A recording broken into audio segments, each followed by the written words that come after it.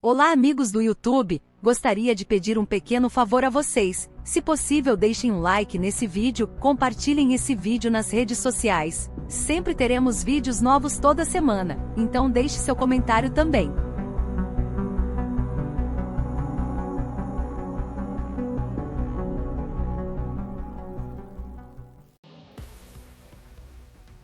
O que vamos começar a ver nas próximas décadas é a concretização de um plano dos extraterrestres para finalmente transformar humanos em seres celestiais.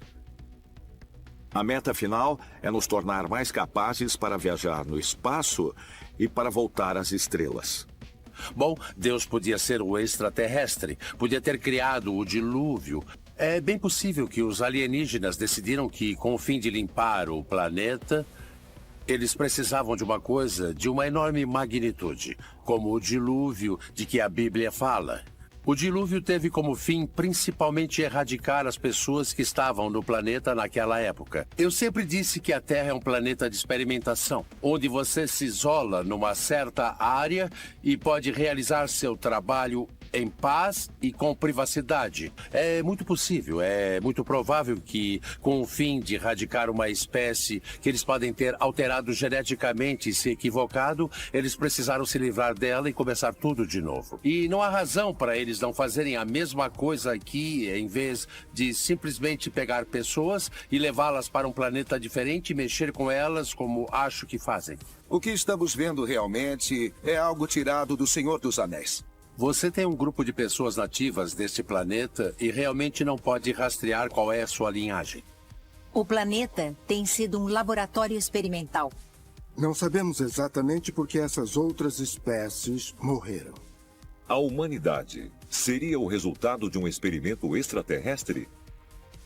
Há uma boa chance de que os primeiros humanos foram possivelmente manipulados geneticamente por extraterrestres avançados, tentando formular e criar a espécie humana perfeita. E que os humanos estejam rapidamente se tornando uma espécie totalmente nova, criada para substituir o Homo sapiens.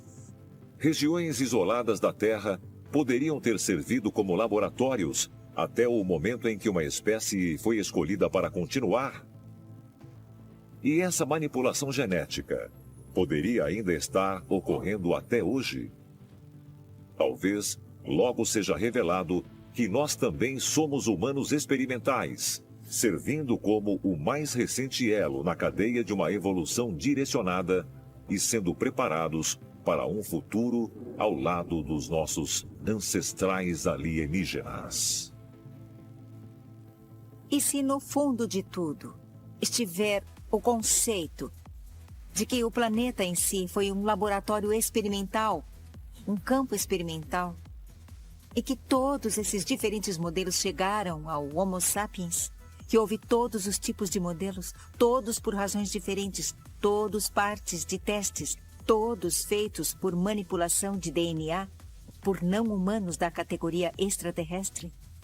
Eu anotei isso porque acho que é uma das frases históricas mais importantes nos últimos 175 anos. Isso em 1772. Isso foi antes da fundação dos Estados Unidos. O planeta Terra tem estado sob exame sistemático e próximo por seres observadores de um outro planeta. É uma das coisas sobre as quais eu penso bastante agora. Estamos sendo substituídos por uma totalmente nova espécie hibridizada. Os Neandertais nunca souberam que seriam substituídos pelo Homo sapiens. Então precisa se perguntar que o planeta inteiro não é nada mais que um experimento para entidades extraterrestres. Extraterrestres usariam ilhas para um experimento, topos de montanhas para outro experimento, mas eles controlariam o que faziam, mantendo seus diferentes experimentos separados uns dos outros. Oceanos, montanhas, ilhas, penínsulas. Isso pode ser um experimento de extraterrestres em que, no final, só o Homo sapiens sobreviveu? nós não temos as mudanças passo a passo que esperávamos encontrar. Então precisamos perguntar, existe mesmo a lenta evolução aleatória ou há saltos repentinos, em que, de repente, assim do nada, nasce um novo tipo de espécie que acabou de sair de uma incubadora? Então, é como se nós tivéssemos diferentes espécies de humanos, sendo desenvolvidos isoladamente em diferentes partes do mundo.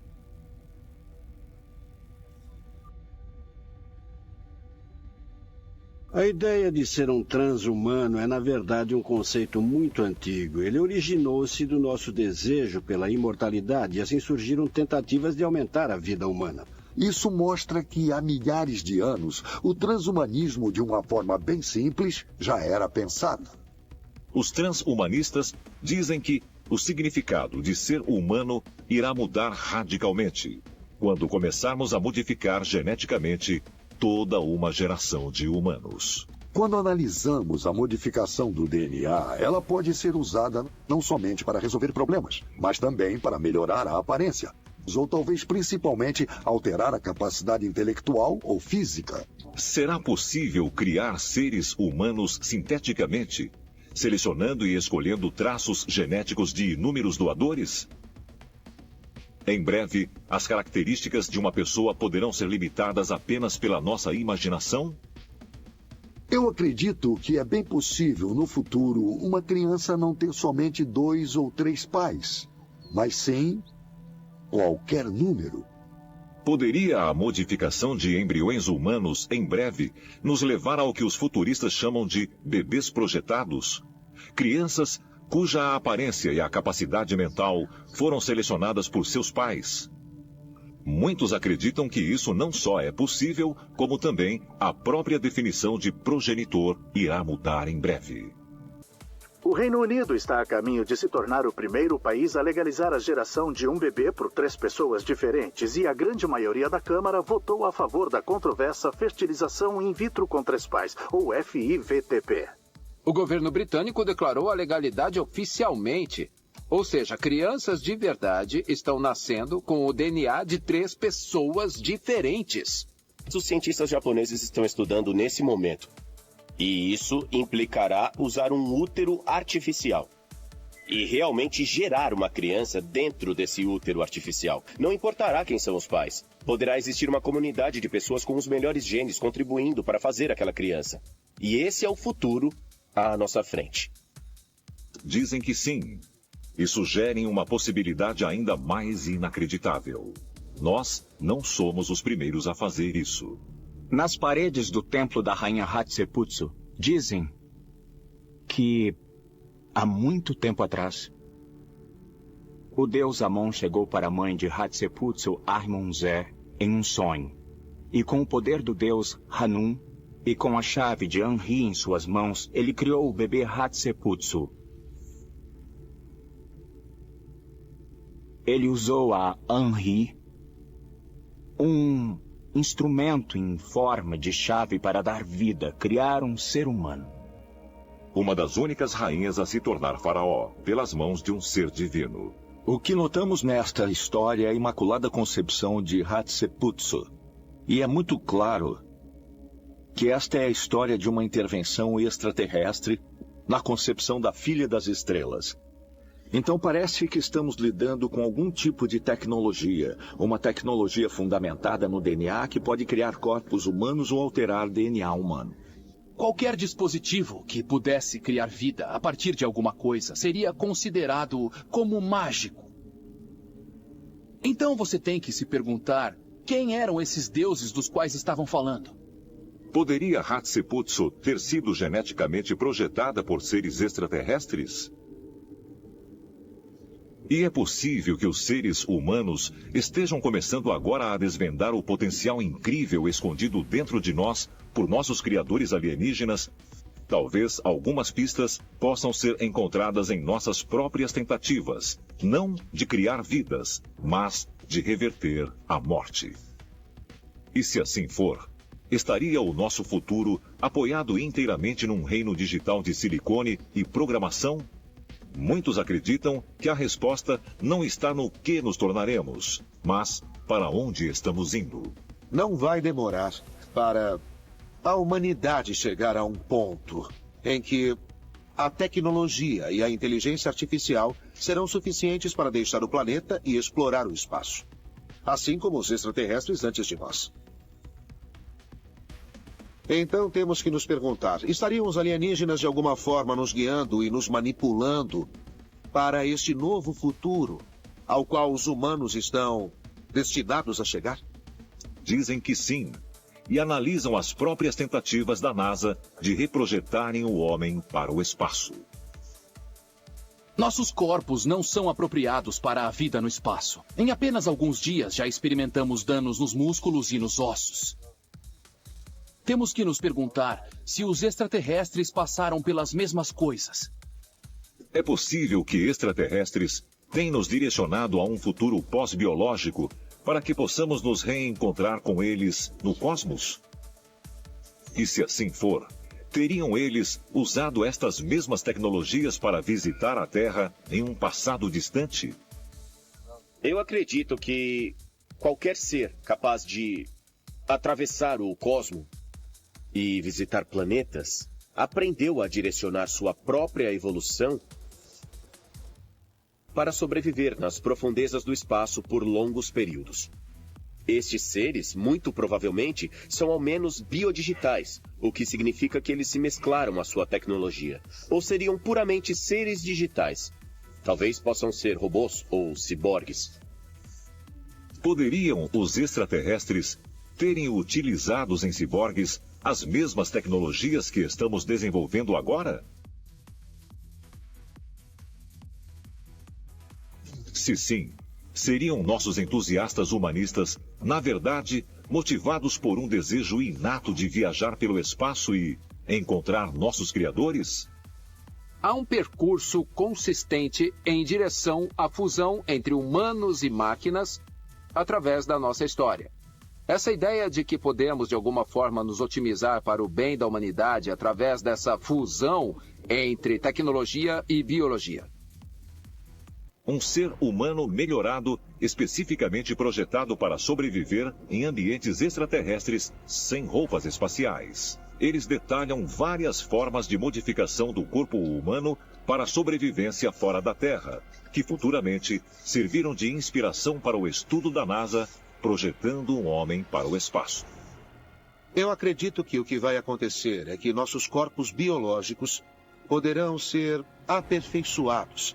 Qualquer imperfeição poderá ser corrigida. Nossas habilidades mentais e nossa longevidade serão melhoradas consideravelmente. E nós estaremos prontos, nós mesmos, para viajar pelo espaço e, finalmente, encontrar nossos criadores nas estrelas. Será possível os extraterrestres terem nos deixado com as ferramentas necessárias para nos transformarmos em espécies verdadeiramente transhumana? Uma espécie sem limitações, capazes de viajar pelo espaço quando quiserem? Ou poderiam as nanomáquinas, inteligência artificial e a revolução digital levar os humanos à obsolescência? Nossas vidas e a própria natureza de nossa existência dependem dessa escolha. Uma escolha que deverá ser feita antes do imaginado. Hoje, mais do que nunca, somos capazes de brincar de Deus. Temos incríveis superpoderes nas pontas dos dedos com a tecnologia genética. E você tem que perguntar, estamos tentando replicar o que vimos que os deuses tinham no mundo antigo? Somos equipados ou programados para desenvolver essas tecnologias a fim de sermos iguais aos nossos criadores? Mas pode também, teoricamente, permitir que brinquem com traços naturais para criar super-humanos muito mais rápidos, mais fortes e mais inteligentes que aqueles que vieram antes. Você está alterando o futuro genético da raça humana com base no seu tipo atual de preferência, digamos, por traços pessoais? É uma espécie de perpetuidade afetando a linhagem genética da descendência dos humanos, sendo assim algo muito diferente do que jamais foi realizado. É manipulação pelo homem da célula-tronco humana, ou seja, a linhagem celular do genitor vai passar para o filho, Tipicamente, só herdamos nosso material genético do pai e da mãe. Então, há uma linhagem direta de descendência. Com a introdução da transferência citoplasmática, humanos manipulam essa célula-tronco, mexendo na linhagem celular ou DNA passado do genitor para o filho. O conceito de alteração de genes, sejam eles de alimentos, animais ou humanos, sempre criou uma chuva de protestos. Mesmo assim, dizem os cientistas que a tecnologia pode, no final, ser desenvolvida para nos permitir dar superpoderes, entre eles incrível força, visão e inteligência, aos bebês enquanto ainda estiverem no útero. Será que nosso DNA se parece com o de seres de outros mundos? E caso afirmativo, será que estamos nos tornando mais e mais como nossos criadores, com nossas inovações tecnológicas e avanços genéticos? De muitas formas, nossa sociedade encerrou o ciclo, pois em tempos remotos, nós tivemos extraterrestres aqui manipulando o nosso DNA. E agora, somos nós quem estamos manipulando o nosso próprio DNA, a fim de também criar uma espécie humana mais avançada. Quem sabe se isso é possível? É um novo mundo corajoso. Tudo muda e temos habilidades que são tão diferentes. É como se uma grande mudança na evolução humana tivesse ocorrido. À medida que nossa tecnologia avança, talvez estejamos mais perto de ficar frente a frente com nossos ancestrais alienígenas. Tudo o que você precisa fazer é andar pela rua para observar como a raça humana se tornou dependente da tecnologia. Cada um de nós vive com um telefone celular grudado na cabeça, ou estamos olhando para ele mandando mensagens ou tirando fotos. Existem câmeras em cada esquina. Com certeza a tecnologia ocupa um papel importante na raça humana. Será que uma espécie alienígena dominada ou infectada por uma inteligência artificial destrutiva poderia ver a raça humana como inferior? Eles acreditam que todas as civilizações teriam se acelerado num período de avanços tecnológicos sem precedentes, culminando com a criação de uma inteligência artificial. As máquinas então podem não ter outra escolha a não ser nos eliminar usando todos os meios disponíveis. A lógica digital um dia pode levar a uma inteligência artificial que não possa ser controlada, levando-a a ver seus criadores como uma ameaça à sua própria existência. Será possível que essa catástrofe já tenha acontecido em outros mundos? Será que uma civilização alienígena ou um planeta vizinho tenham sido vítimas de sua própria tecnologia? E poderia haver uma frota de robôs esperando, pronta para se lançar à Terra no momento certo? Ou eles já teriam plantado as sementes da nossa destruição, secretamente, dando luz à era digital? O que isso nos diz? Pode ser que extraterrestres estejam envolvidos no processo, promovendo essa mudança genética através do contato, através do trabalho genético que estão fazendo. E se você supor por um minuto que podemos ser o tubo de ensaio do universo, onde eles experimentam e geneticamente manipulam e mudam as coisas, é muito possível que o experimento continue. Crianças estão mudando. São mais inteligentes, mais maduras, crescem bem mais rápido do que nós quando éramos crianças. Como será daqui a 50 anos ou daqui a 100 anos? Ninguém é capaz de dizer. Estamos inventando tantas tecnologias diferentes com as quais, de fato, poderíamos nos transformar em seres humanos com superinteligência. O potencial é praticamente infinito. Eventualmente poderão ser impressos narizes, pulmões, orelhas, rins. A grande questão é a imortalidade. Morrer é algo que precisamos mesmo fazer? Eu estou convencido que os engenheiros do MIT estão se espelhando nos exemplos de deuses da antiguidade. É preciso se perguntar, estariam os extraterrestres de alguma forma nos manipulando e direcionando a este novo futuro e a estes novos humanos que estaríamos destinados a ser? E se isso for verdade? Será que seres extraterrestres realmente ajudaram a moldar nossa história? E se ajudaram, será que seu grande plano será revelado com a ascensão de super-humanos? 90% do nosso cérebro é formado por células gliais. Estas células são somente um mecanismo de suporte para os neurônios. O que podemos fazer atualmente é tirar as células gliais do cérebro e usar diferentes substâncias químicas para alterar o funcionamento delas, e usar diferentes substâncias químicas para alterar o seu funcionamento. E isto as transformariam em um neurônio novo. Poderiam doenças cerebrais degenerativas como Parkinson e Alzheimer serem curadas com uma simples injeção? Poderiam ser efetivamente modificados e curados. E, se possível, poderíamos eventualmente livrar completamente nossos cérebros de doenças neurológicas? Transhumanistas acreditam que o uso terapêutico desta incrível descoberta é somente uma pequena parte de um cenário mais amplo. No futuro, podemos imaginar a utilização dessa tecnologia para aumentar nossa inteligência até o status de super-humanos. Agora, se somente 10% do cérebro são neurônios, imagine se conseguíssemos aumentar a capacidade do cérebro para 35%. Isso mudaria tudo. Olha, nós poderíamos até nos tornar uma espécie superinteligente. Será que, de fato, poderíamos aumentar o QI humano, talvez num grau tão alto, que encontrássemos pessoas andando por aí com o QI de 1000? Células sempre morrem, mas se começarmos a substituir as células e se conseguirmos substituir as cerebrais e manter o funcionamento do cérebro satisfatório, então poderemos potencialmente estender a vida teoricamente para sempre.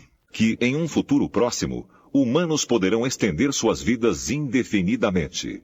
Para chegar a este ponto, ele mantém uma dieta diária com mais de 100 diferentes pílulas que otimizam a mente e o corpo, chamadas nootrópicos. Nootrópicos são essencialmente drogas, químicos se você preferir, mas que podem alterar a maioria das funções corporais, mais especialmente as funções cerebrais. O colin, por exemplo, é bom para a memória. Ou seja, as pessoas usam esse nootrópico para melhorar a memória, lembrar das coisas, aumentar a concentração. Tem pessoas usando nootrópicos em todos os lugares, especialmente no Vale do Silício. No futuro, a ideia de otimizar as habilidades cognitivas dos seres humanos será uma coisa comum. Prevêem que os nootrópicos se tornarão uma indústria multibilionária quando as pessoas começarem a buscar suplementos para otimizar seus corpos e prolongar suas vidas. Assim como manipulação genética, evidências do consumo de nootrópicos podem ser encontradas há milhares de anos atrás.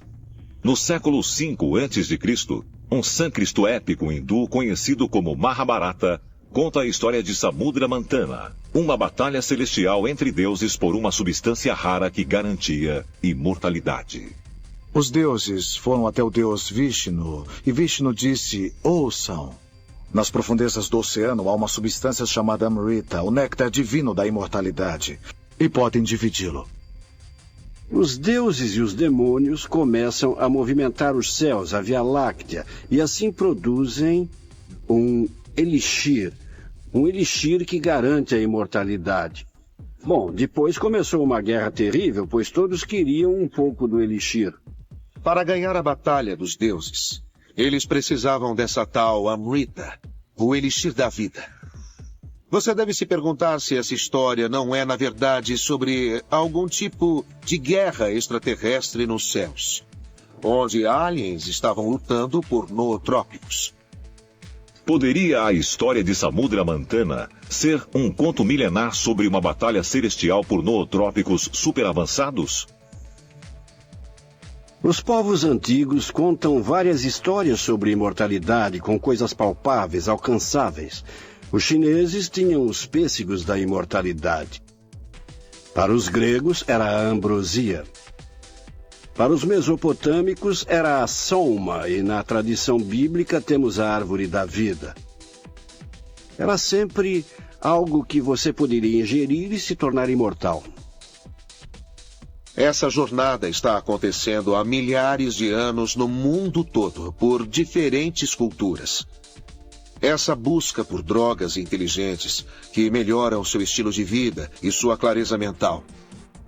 Então nos perguntamos se essas drogas nootrópicas não são algum tipo de elixir extraterrestre conhecidos desde a antiguidade. É somente o começo do aprimoramento humano. Poderiam os contos antigos sobre elixires da imortalidade serem a descrição de nootrópicos extraterrestres?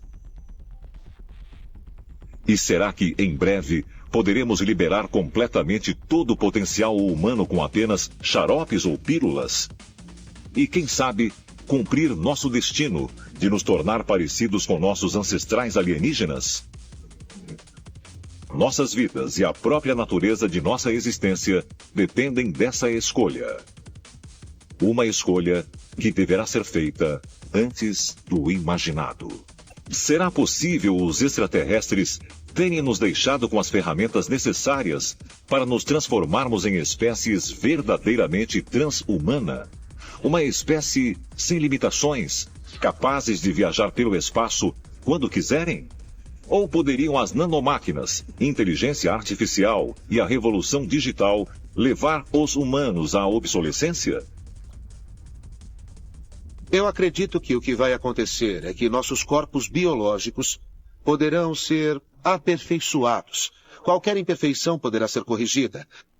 Nossas habilidades mentais e nossa longevidade serão melhoradas consideravelmente. E nós estaremos prontos, nós mesmos, para viajar pelo espaço e, finalmente, encontrar nossos criadores nas estrelas. Alienígenas. Muitos avistamentos famosos de OVNIs ocorreram em locais remotos, com apenas uma testemunha ocular. Mas nem todos. Alguns ocorreram em cidades grandes e foram assistidos por centenas de pessoas. Há um esforço global em andamento. Arquivos secretos escondidos do público por décadas detalhando cada encontro com extraterrestres agora vêm a público. Junte-se a nós para investigar os mais famosos avistamentos em massa de OVNIs, cada um sustentado por inúmeras testemunhas oculares, todas em busca da resposta para uma pergunta. Os alienígenas estão visitando a Terra? Quais seriam os sinais? Quando isso irá ocorrer? Milhões de pessoas em todo o mundo acreditam que fomos visitados por seres extraterrestres no passado. Será que as histórias de abduções revelam um plano secreto incrível? E qual o seu significado para a raça humana? Estamos prestes a revelar a verdade sobre estes documentos confidenciais. Descobrir o que o governo não quer que você saiba. Este é o Alienígenas, expondo os maiores segredos do planeta Terra. Todos nós queremos saber. Os alienígenas existem e já visitaram a Terra? Muitos especialistas acreditam que apenas um tipo de encontro poderia trazer evidências concretas da existência de alienígenas. Um avistamento em massa. Um avistamento em massa é um evento que ocorre quando há não apenas uma ou duas, mas várias testemunhas oculares. Isso é muito importante, porque quando uma testemunha ou duas contam uma história, a chance de engano é muito grande. O ideal é que haja um avistamento em massa na cidade onde não existe a intenção de encontrar um OVNI. E eles ocorrem, podem ser raros, mas eles ocorrem sim. O incidente de Madagascar. 16 de agosto de 1954, Antananarivo, Madagascar. Dezenas de funcionários da Air France tinham acabado de receber uma entrega grande pelo correio e estavam conversando tranquilamente perto de uma das ruas mais movimentadas da capital de Madagascar. De repente, alguém aponta para o céu e todos na rua ficam impressionados com o que veem. Milhares de pessoas testemunharam um objeto estranho que no início parecia um plasma verde indo em direção ao solo e as pessoas pensaram que fosse algum tipo de bola de fogo ou um meteoro. No total, é quase impossível estimar quantas pessoas avistaram essa coisa, mas com certeza foram centenas, se não milhares, possivelmente dezenas de milhares. Eles esperavam que depois que ele caísse atrás de uma colina, acontecesse uma colisão seguida de uma grande explosão. Mas nada aconteceu. Alguns momentos depois, eles viram a nave novamente e ela parecia um pouco maior visualmente, do ponto de vista deles. E eles viram que Não havia apenas aquele único OVNI, mas um segundo OVNI de formato metálico que parecia seguir o primeiro. As testemunhas também descrevem uma chama saindo de trás do segundo OVNI. Era um alienígena, um programa super secreto? Não sabemos, mas contar com a presença de mais de 1000 testemunhas, todas altamente qualificadas e treinadas, que veem algo e dizem não se parecer com nada que elas já tivessem visto antes. Elas sabiam que aquilo era algo inexplicável. As testemunhas incluíam os funcionários técnicos da Air France, incluindo o Monsieur Compagnac, que era um ex-oficial militar e uma das principais testemunhas. Compagnac descreve um objeto em forma de lente que parecia um plasma verde do tamanho de uma aeronave DC-4, seguido por um OVNI menor, metálico e silencioso. Esses dois objetos passaram diretamente por cima da cidade, sendo avistados por centenas, talvez milhares de pessoas. E ele, como um ex-oficial militar e um cientista altamente capacitado da Air France, claro que era uma testemunha bastante confiável. Anos depois, o governo francês realiza um estudo abrangente dos OVNIs. E o incidente de Madagascar é visto como uma evidência importante. Monsieur Compagnac contou sua história a Cameter, e esta talvez tenha sido uma das razões pelas quais Cameter chegou inclusive à conclusão de que alguns OVNIs poderiam ser de origem extraterrestre. Quando avistamos naves inexplicáveis no céu, e é claro que elas podem ter sido feitas por humanos, sempre há essa possibilidade.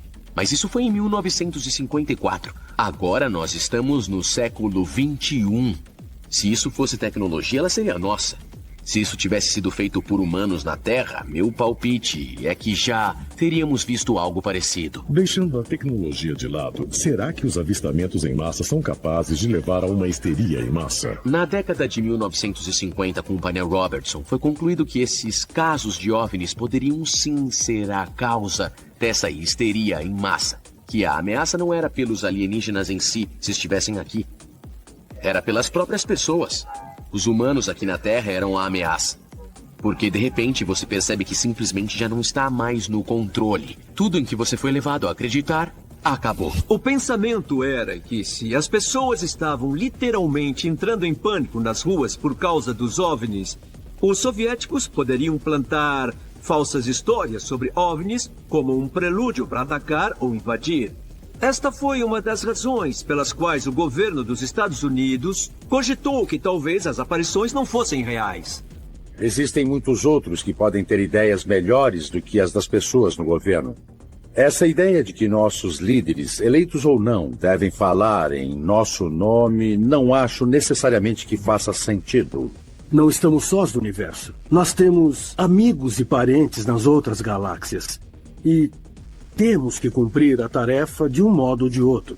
Fazer o trabalho e chegar ao ponto em que consideramos os detalhes práticos da interação com esses amigos e vizinhos do espaço. Atualmente, não existem protocolos oficiais para uma visita alienígena.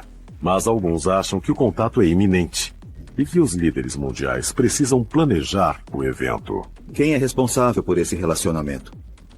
Bom, não é o Departamento de Estado, nem as Nações Unidas. Acho que esse é um problema e que precisa haver um esforço diplomático para fazer contato com essas civilizações interestelares de um modo que pessoas sábias sejam encarregadas disso. Mas as testemunhas oculares de Madagascar não ficaram histéricas, pois elas alegavam já ter visto esses OVNIs antes. O que elas viram era muito real. Elas viram o que viram e descreveram o que viram. Elas não tinham sido previamente expostas a esse tipo de assunto antes. E por isso seus testemunhos são muito mais valiosos. Tratava-se de testemunhas não contaminadas, cujo relato é de extrema importância. E há um outro grupo de testemunhas cujos relatos não são afetados pela mídia tradicional.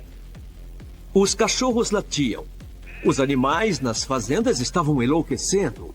Algo claramente os incomodava. E o intrigante com relação a isso é que a A esfera, que era completamente silenciosa, parecia provocar reações fortes. Isso é algo que leva os avistamentos de OVNIs do campo da especulação a algo que, de fato, ocorreu com todas aquelas pessoas que os viram.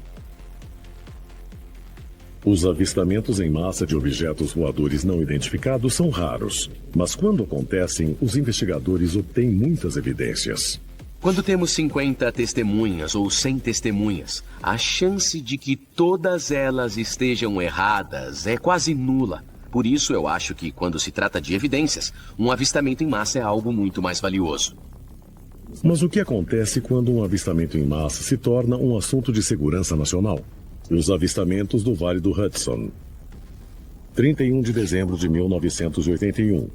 Vale do Hudson, Nova York. Os avistamentos de OVNIs no Vale do Hudson foram, possivelmente, um dos incidentes em massa mais importantes na história. Houve durante muitos anos, mas com um ápice em 1983, até onde foi noticiado pela mídia, um total de aproximadamente 5.000 avistamentos individuais. E isso envolvia, é claro, comunidades inteiras no assunto.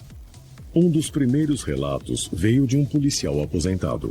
Tudo começou com um policial aposentado em seu quintal, sentado na varanda, que via com frequência os aviões de linhas aéreas comerciais sobrevoando sua casa. Esperando que este fosse mais um caso, ele viu uma nave triangular misteriosa, com luzes coloridas diferentes. Algo que ele não sabia explicar. A polícia local recebeu inúmeras ligações. A polícia não conseguia realizar suas atividades normais. Eles não conseguiam responder aos chamados diários de crimes, porque muitos civis ligavam dizendo que tinham visto OVNIs. Estima-se que mais de 7.000 pessoas tenham visto OVNIs no Vale do Hudson, o que gerou uma variedade enorme de descrições. Bem, o que as pessoas mais viam eram luzes individuais no céu.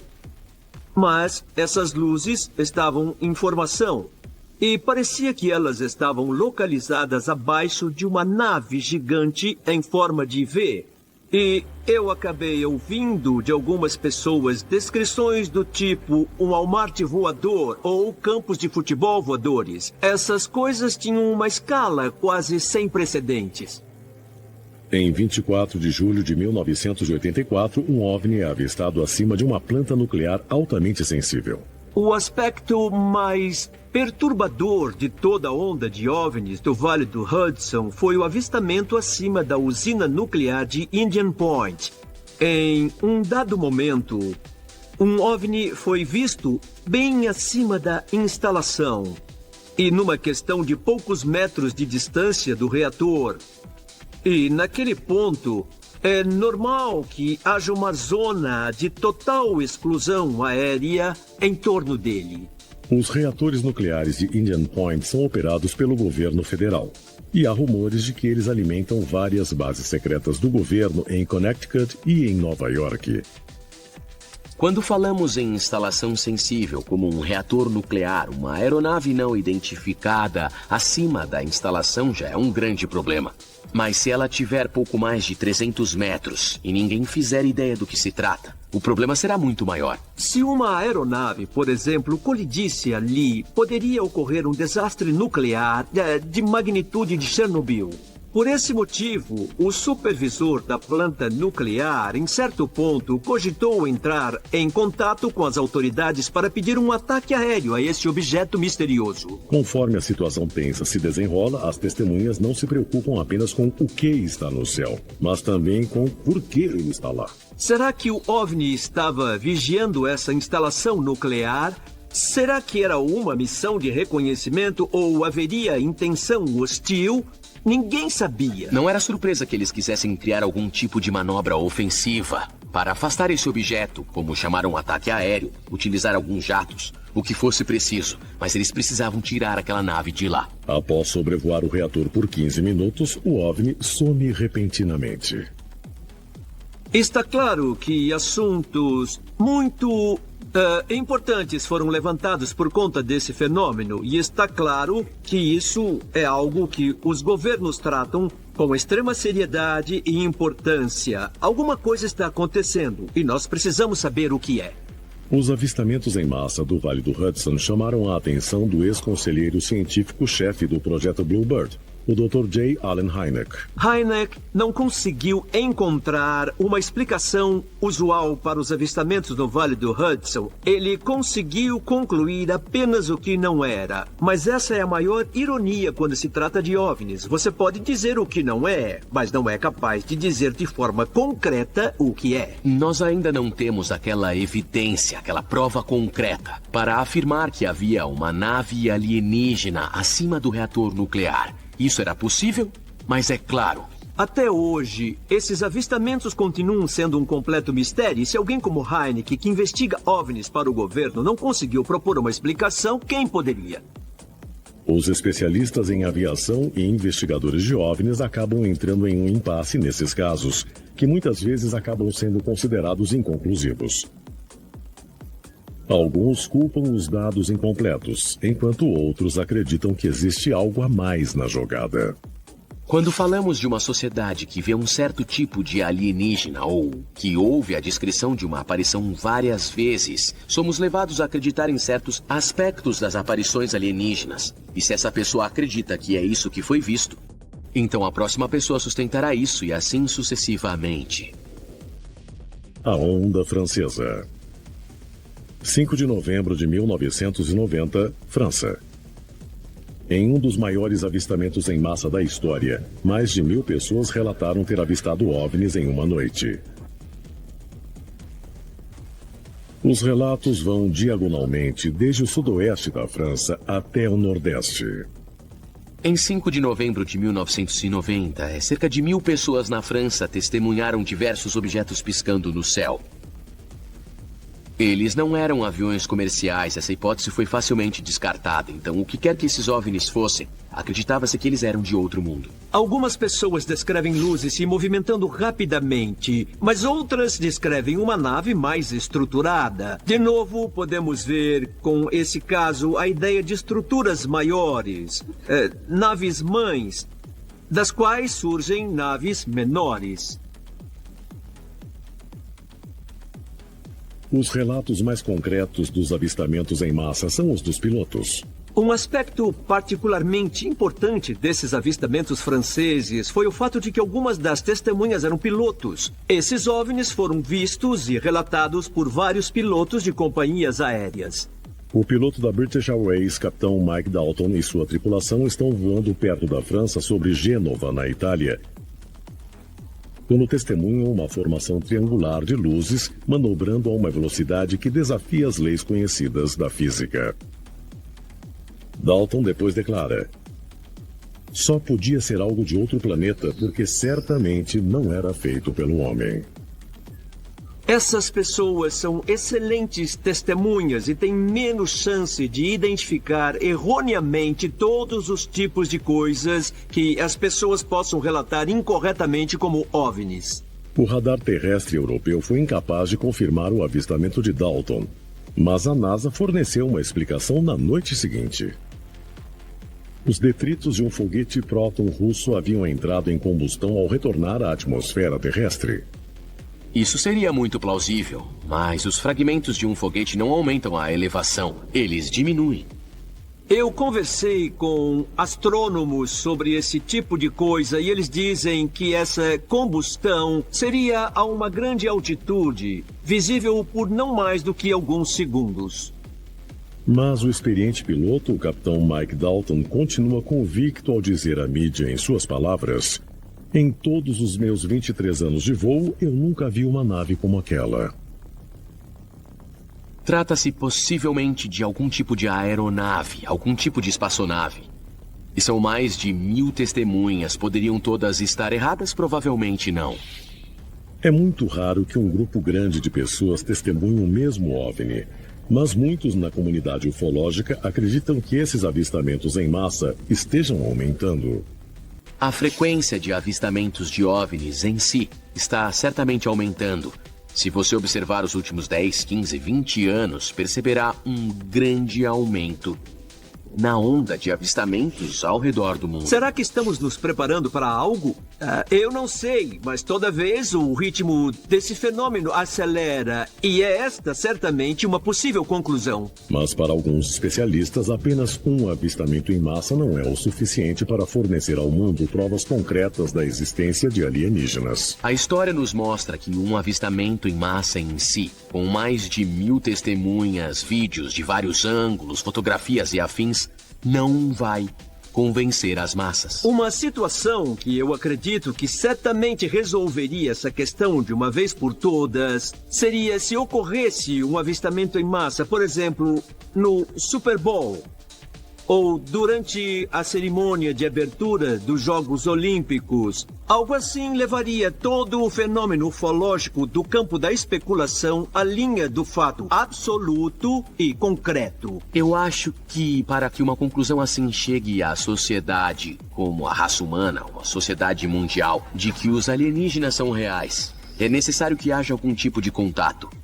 E com relação a isso, eles precisarão que um alienígena pouse no gramado da Casa Branca, dê um tapa na cara do presidente e diga: conte a seu povo que estamos aqui. E eu acho que isso é o que vai acontecer por fim.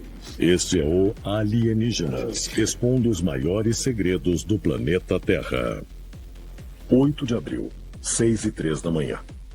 Horas antes do funeral de João Paulo II, um objeto voador não identificado é gravado por uma câmera de segurança observando a Basílica de São Pedro.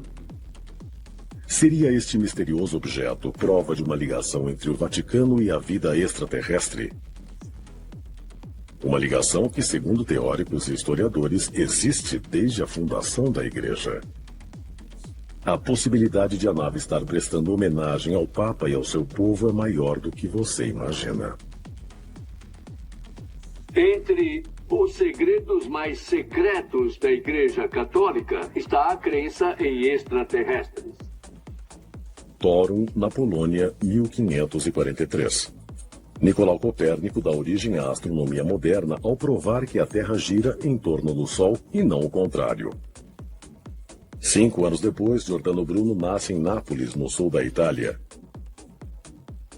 Bruno leva as teorias de Copérnico além, defendendo a existência de vida em outros planetas.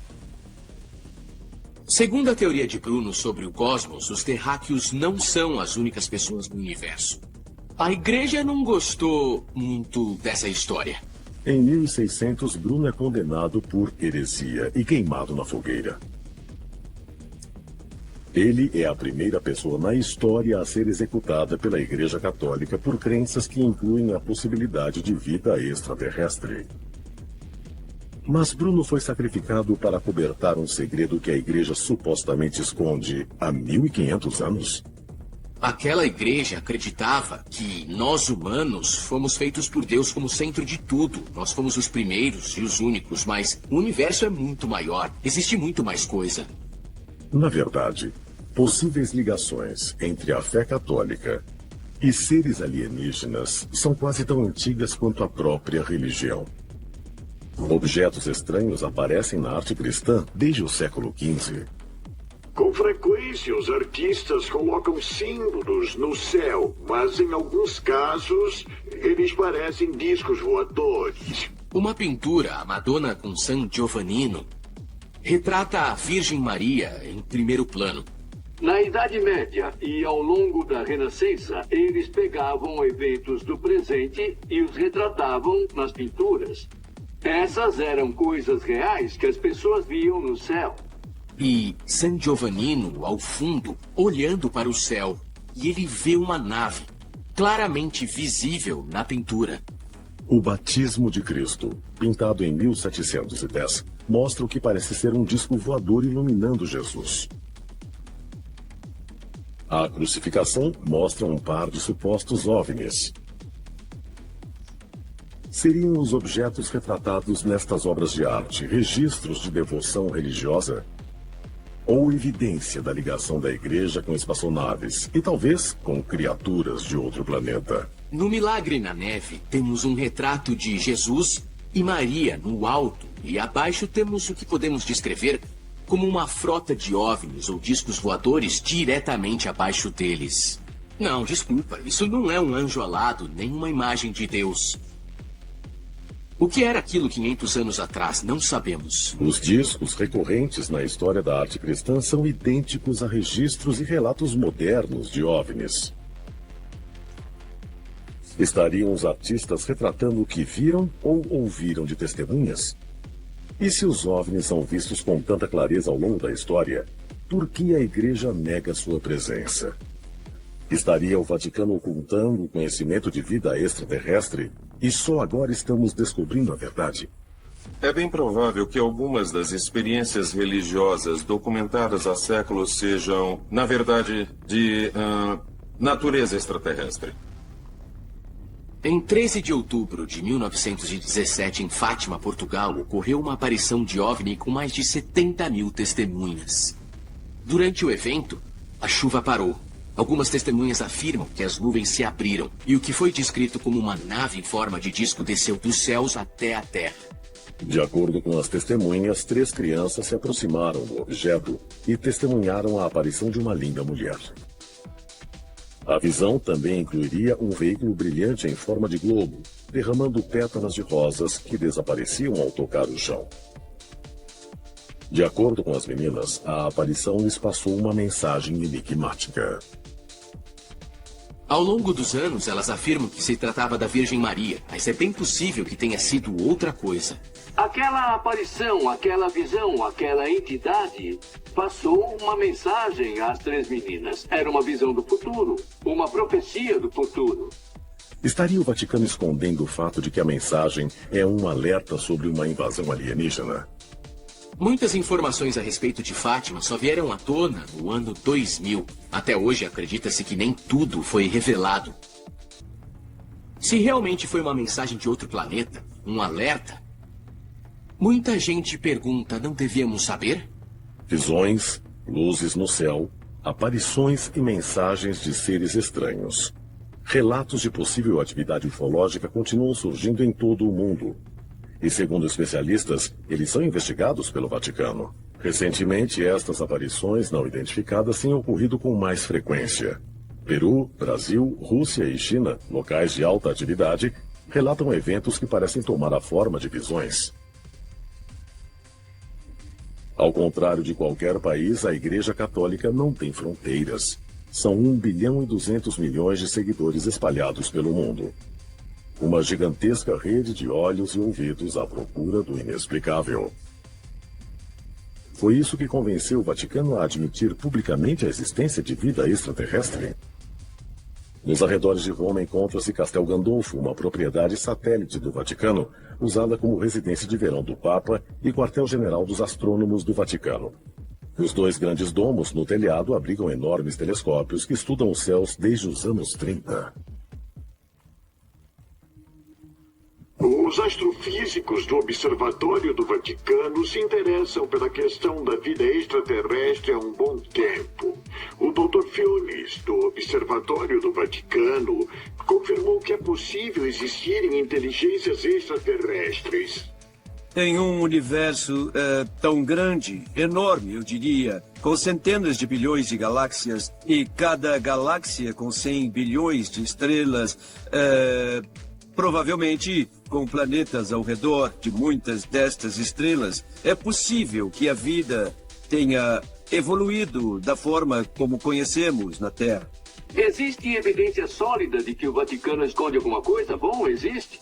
Nós temos o próprio Vaticano declarando que se a vida extraterrestre existir, ela faz parte da criação divina. Mas a maior bomba pode ser o que eles encontram abaixo do Vaticano.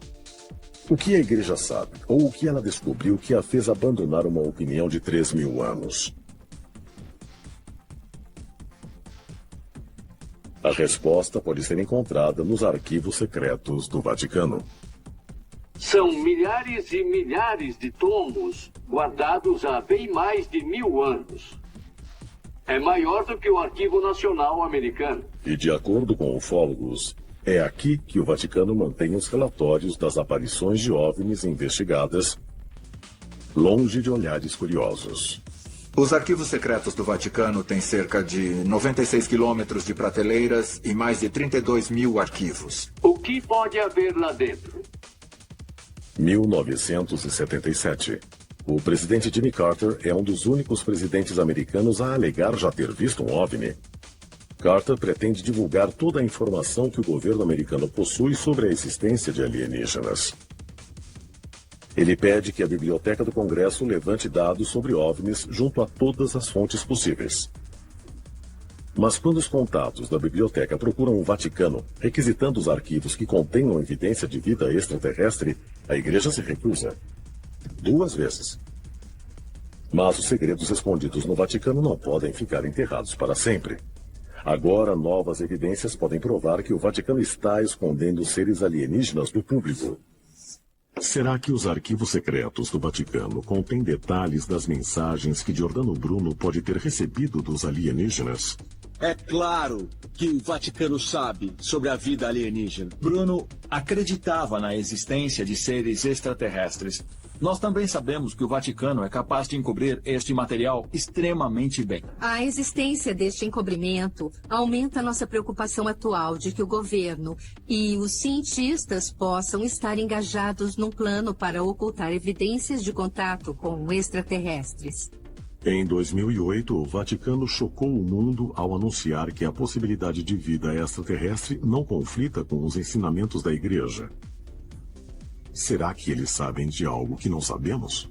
Você acha que eles vieram com esta declaração assim do nada, sem querer nada? Não, isso tudo foi muito calculado. E aí fica claro que estamos sendo visitados e que o Vaticano sabe disto. O Vaticano não tem uma postura específica sobre a vida extraterrestre.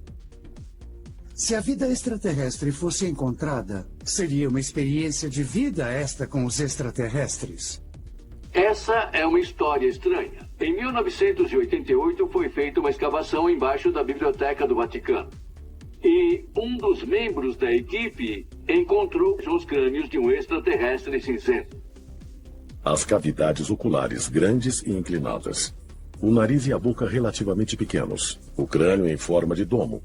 As semelhanças entre sua estrutura e a cabeça de um alienígena cinzento, a forma de vida extraterrestre descrita por testemunhas com mais frequência, são óbvias. Mas por que haveria crânios sob o Vaticano? Se estes ossos falassem, que histórias contariam?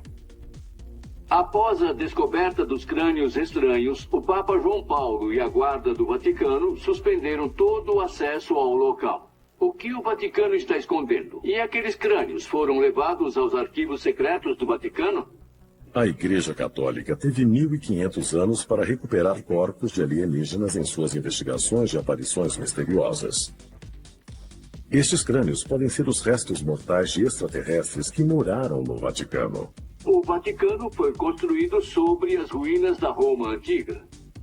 E embaixo do Vaticano há uma necrópole. Uma necrópole é um vasto cemitério. Então, pode haver crânios que datam não só do nascimento de Cristo há 2000 anos, como da própria fundação de Roma. Mas eles planejam divulgar esses segredos ao público. A Igreja está se preparando, sem dúvida nenhuma, para aceitar a vida fora do planeta Terra, em outros mundos, como parte da criação. Mas se o Vaticano planeja revelar a vida extraterrestre no futuro próximo, qual descoberta a Igreja trará ao público? E como o Vaticano lidará com esses seres alienígenas? Estas são questões éticas com as quais devemos estar prontos para lidar. O governo tem que pensar nessas coisas antes que aconteça. Um evento global pode expor a verdade antes do que julgávamos possível. Nós vamos ver, talvez em breve, a descoberta de vida em Marte, ou de que já existiu vida em Marte. E o Papa, por necessidade, terá que aceitar essa vida como parte da criação. Quando a verdade extraterrestre for divulgada, a Igreja usará a oportunidade para converter mais fiéis ao catolicismo? Eles acreditam que Deus criou esse universo infinito, que nós não somos o único formigueiro do deserto. E o catolicismo estará na vanguarda como a religião mais aberta a novos fiéis. Se as teorias estiverem certas, o Vaticano pode conduzir não só a Igreja Católica, mas talvez toda a humanidade a um futuro compartilhado com uma sociedade extraterrestre. Epidauro, Grécia. Em um pequeno vale, 50 quilômetros a sudoeste de Atenas, estão ruínas de 2.400 anos do mais celebrado centro de cura do mundo antigo, o Asclepion, ou Templo de Esculápio. Esculápio era filho do deus Apolo, uma das principais divindades associadas com magia e cura. E Esculápio, por ser filho de Apolo, também teve de desenvolver essas habilidades e se tornou uma figura sempre associada à cura. Esculápio é o nome grego do divino médico. A Grécia Antiga tinha templos para a cura, para onde as pessoas podiam ir e passar por sessões de cura de dia ou podiam experimentar a cura à noite pelo sono e pelo sonho. À noite acreditava-se que a pessoa teria uma audiência com Esculápio para receber diagnósticos e medicamentos que podia usar durante o dia. É uma prática famosa e muito interessante chamada incubação. Por ela, as pessoas iam dormir em um templo de Esculápio e recebiam a visita dele em um sonho, onde ele dizia quais os medicamentos para aquela doença ou indisposição que a pessoa sentisse. Segundo a mitologia grega, Esculápio levava um bastão com uma serpente enrolada nele, inspiração para o símbolo médico usado até hoje.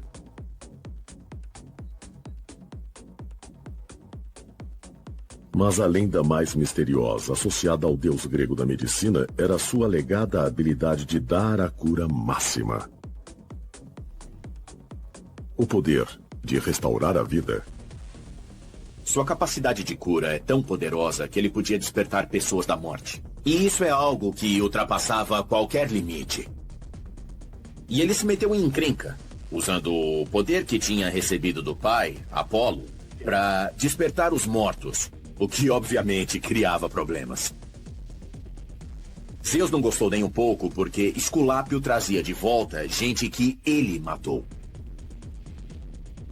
O que essa história conta é que Esculápio tinha uma tecnologia extraordinariamente poderosa e muito conhecimento, e o que quer que ele aplicasse fazia com que a morte física não fosse o fim.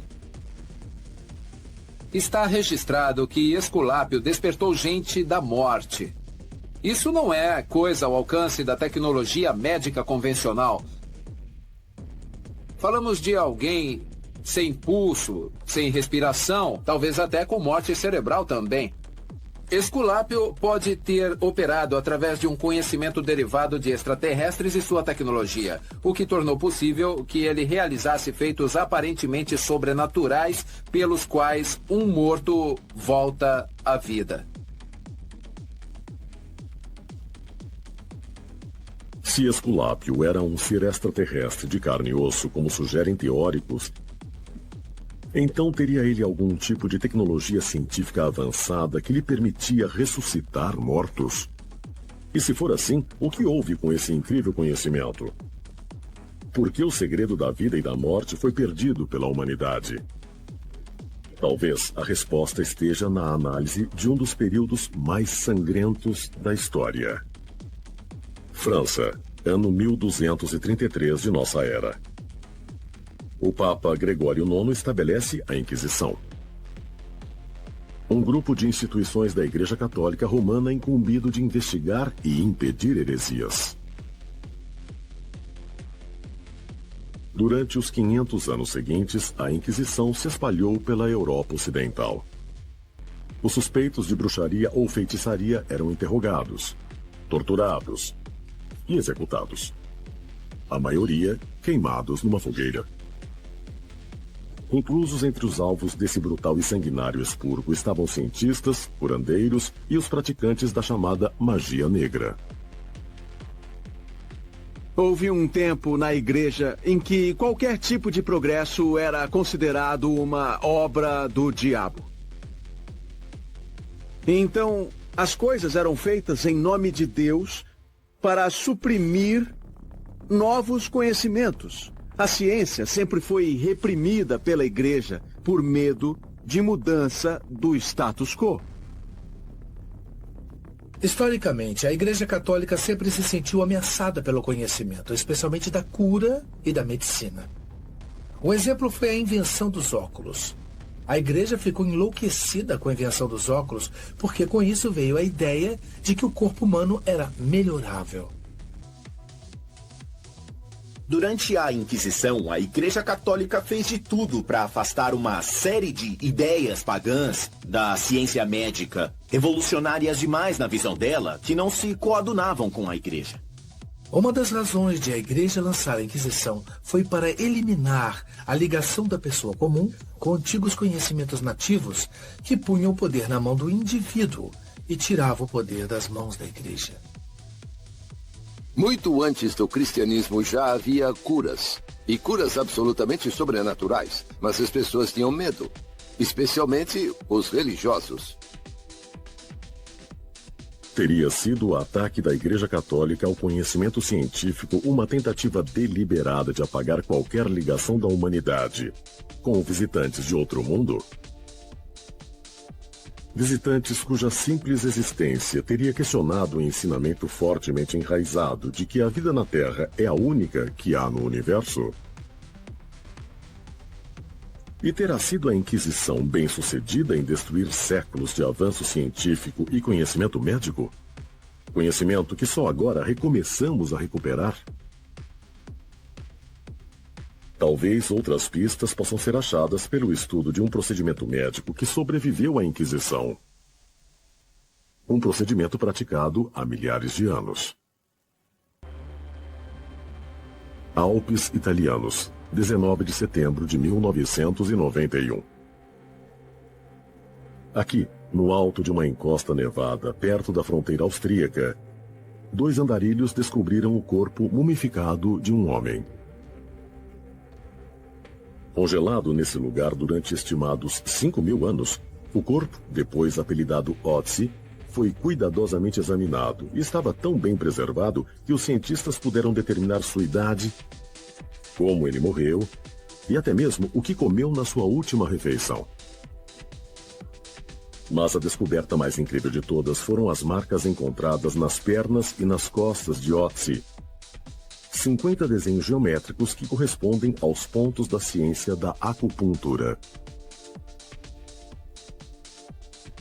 A acupuntura é uma modalidade antiga e muito testada de mover energia por uma espécie de sistema de metrô no corpo chamado sistema de meridianos, com cerca de 1000 pontos de tratamento. Todos os pontos têm nomes e muitos fazem referência às estrelas e coisas interessantes que não têm relação com o corpo.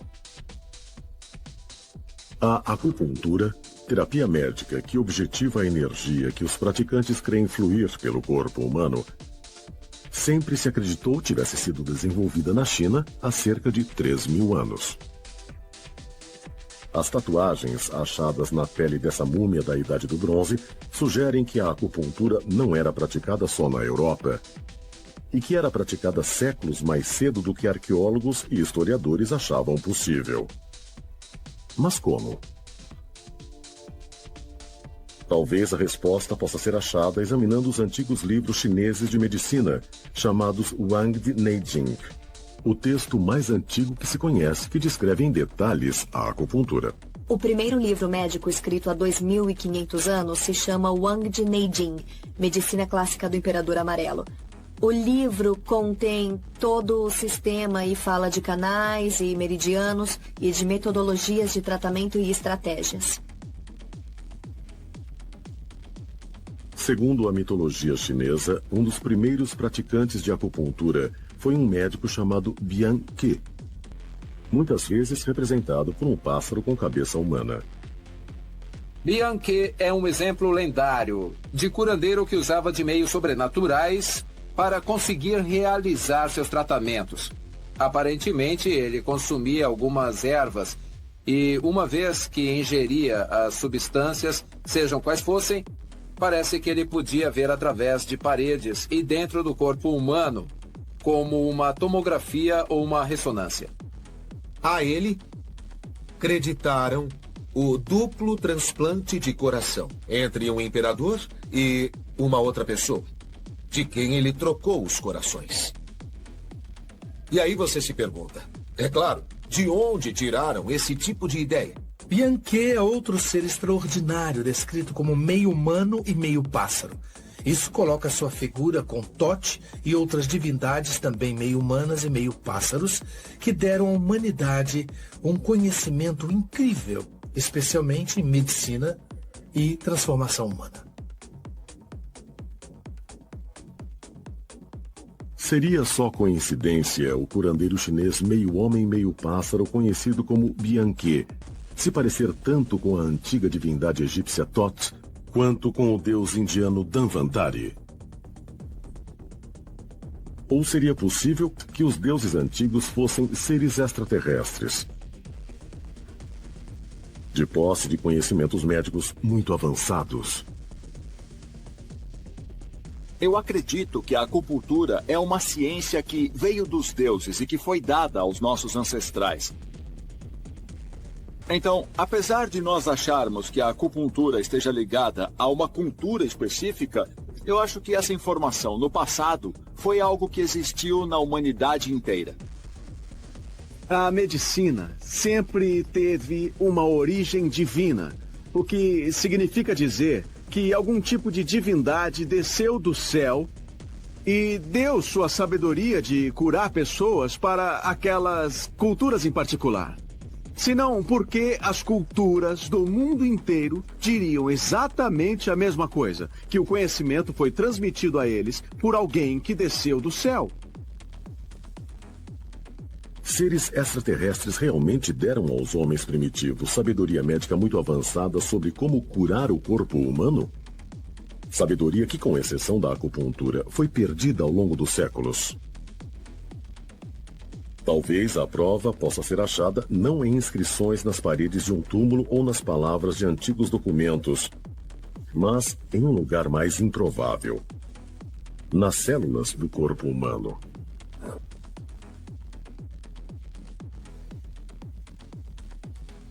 Em 2003, pesquisadores do governo americano anunciaram que tinham completado um dos projetos científicos mais monumentais e importantes da história humana.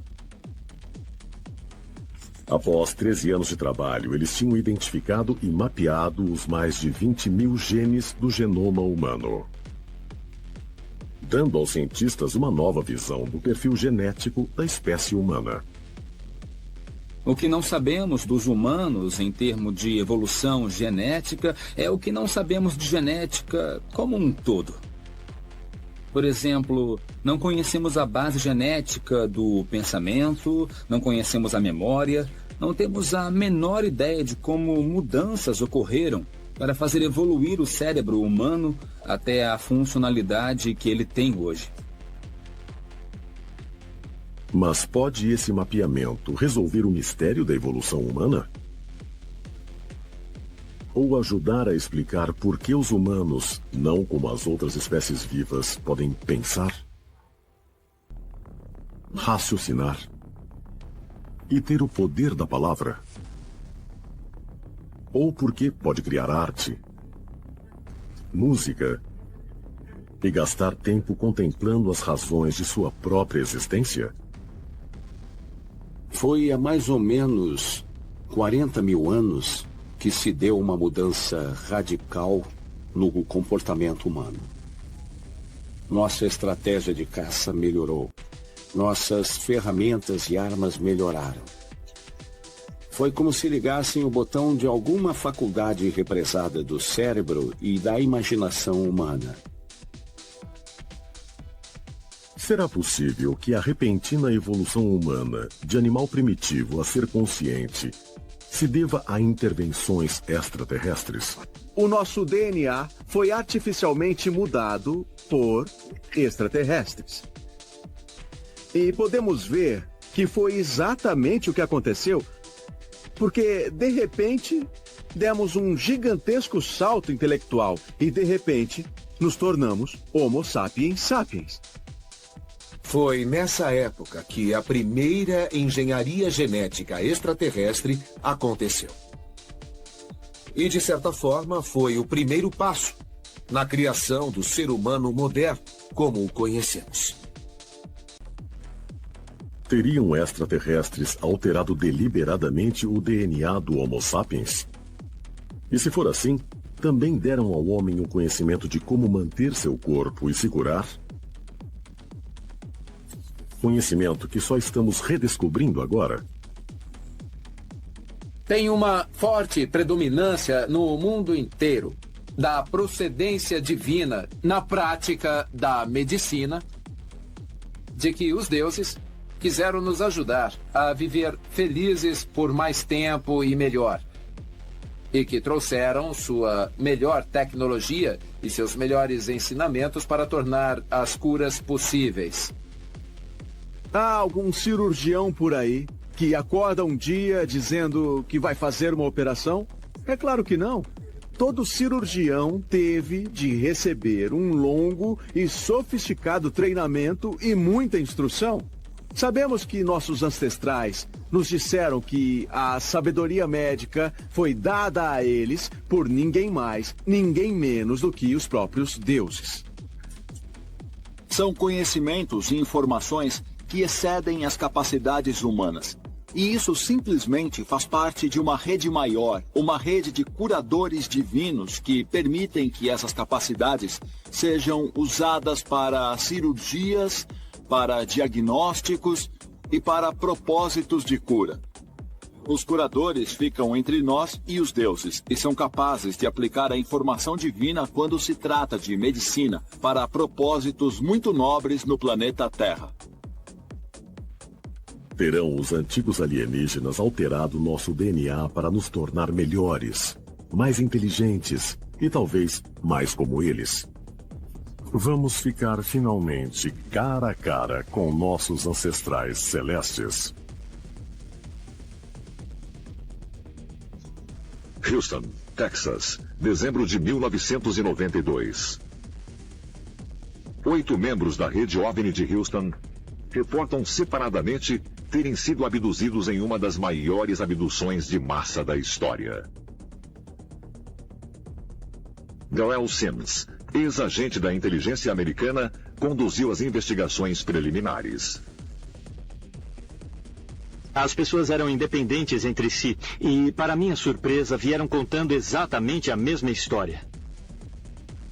A mesma nave, as mesmas entidades, e contaram coisas em comum, em detalhes. Alguns nem se conheciam muito bem. Mas todos descreveram que foram levados por uma pequena nave e uma pequena entidade, e que a entidade as levou a uma nave maior.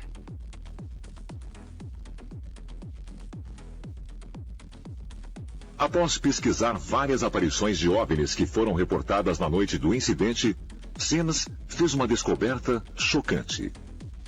Alguém no Japão tinha filmado a Lua nessa hora e filmou uma enorme aeronave que deixou uma sombra na superfície da Lua ao passar por ela. E isso na mesma hora da abdução em massa. Foi a confirmação de que precisávamos. Pesquisadores de OVNIs que acompanharam o caso acham que os detalhes coletivos que recolheram do evento podem esclarecer o fenômeno das abduções e talvez deem pistas para entender o plano extraterrestre. Uma das pessoas abduzidas viu uma espécie de mapa na parede. O mapa que a pessoa viu indicava cerca de 6.000 anos de envolvimento alienígena com a humanidade. E estávamos na última parte do mapa, faltavam cerca de 100 anos. O que deduzimos pelas informações do abduzido é que esse experimento, seja qual for, está quase no fim. Após ver o mapa, um dos abduzidos foi levado a um gigantesco saguão em outra parte da nave. Era uma sala de tamanho enorme. Eu disse, o que você viu? Ele disse, eu vi uma coleção, quase que como um museu de coisas coletadas. Parece que colheram espécies, animais, pessoas, todo tipo de coisa. E eu disse, viu alguma particularidade nisso? E ele disse, eu acho que não estavam mortos. Acho que estavam em estado de animação suspensa. Isso pode explicar por que algumas pessoas desaparecem e não voltam de eventos de abdução.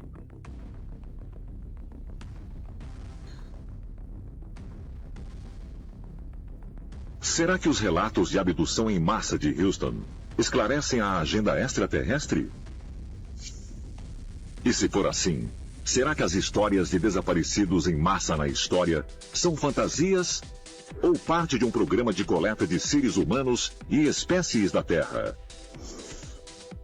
E com que propósito? Talvez as abduções não aconteçam por razões aleatórias.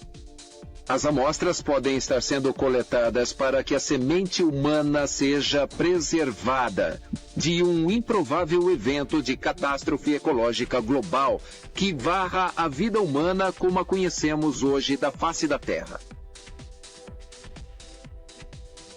No Oceano Pacífico, em 2014, o voo 370 da Malaysia Airlines, que ia de Kuala Lumpur a Pequim, desaparece misteriosamente dos radares sobre águas vietnamitas, sem nenhum sinal de problemas. O avião desapareceu por completo com 12 tripulantes e 227 passageiros a bordo. Após uma das maiores e mais caras buscas empreendidas na história, nenhum destroço foi encontrado. Há muitas teorias sobre o que aconteceu com o avião, inclusive a possibilidade de envolvimento extraterrestre. No mundo inteiro você ouve histórias de gente misteriosamente desaparecida. O Triângulo das Bermudas é um dos exemplos clássicos mais conhecidos. Essas pessoas, aviões ou objetos estavam no lugar errado, na hora errada e desapareceram pelo portal ou passagem estelar.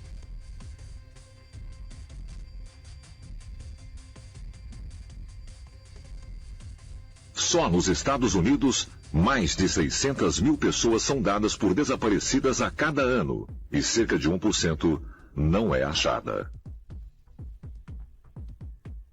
Pesquisadores paranormais notaram uma intrigante tendência a desaparecimentos inexplicáveis associadas a áreas isoladas. Centenas de milhares de pessoas no planeta Terra desaparecem todos os anos. Todos os anos. E ninguém sabe onde eles estão. Florestas nacionais, parques. Há histórias de pessoas que falam com outras pessoas e quando se viram, a outra desapareceu. E não fazem ideia do que aconteceu. Terão caído em portais, terão sido abduzidas ou elevadas em um raio. Por que a inteligência por trás das abduções age como age? Mas certamente chama a atenção que, se precisam operar clandestinamente, se querem esconder o que andam fazendo, isso não é possível na cultura de hoje. É possível que estejamos presenciando o mesmo fenômeno. Mas o significado mudou com o tempo.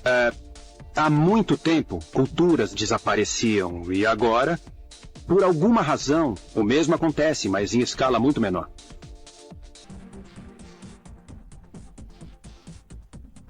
Os desaparecimentos modernos serão a continuação de um velho fenômeno? Mas se grupos inteiros de pessoas estão sendo levados do planeta, isso seria parte de um plano maior?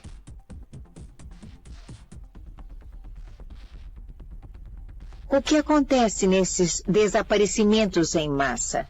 Ninguém sabe. Desses desaparecimentos em massa, em que culturas ou cidades ou aldeias desapareceram ao longo da história, ninguém jamais voltou. Por toda a história antiga, há relatos de grande número de pessoas que simplesmente desapareceu da face da Terra para ir a algum lugar desconhecido.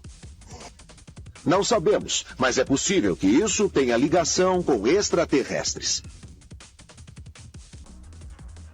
Será possível haver uma linha comum ligando os desaparecimentos ao longo da história? Mas, se extraterrestres realmente vêm removendo grupos inteiros de pessoas do planeta desde a antiguidade, qual pode ser seu propósito? No final, desapareceram e não sabemos o que houve com eles. Será que foram um tipo de civilização extraterrestre ou uma civilização híbrida com a humana? E que pode ter sido levada embora em algum momento? Talvez mudada para outro lugar? Todos esses desaparecimentos de povos ao longo do tempo, você vê através da história e começa a ver que há um ritmo. Inteligências avançadas que estão por trás disso tudo estão usando o planeta como laboratório.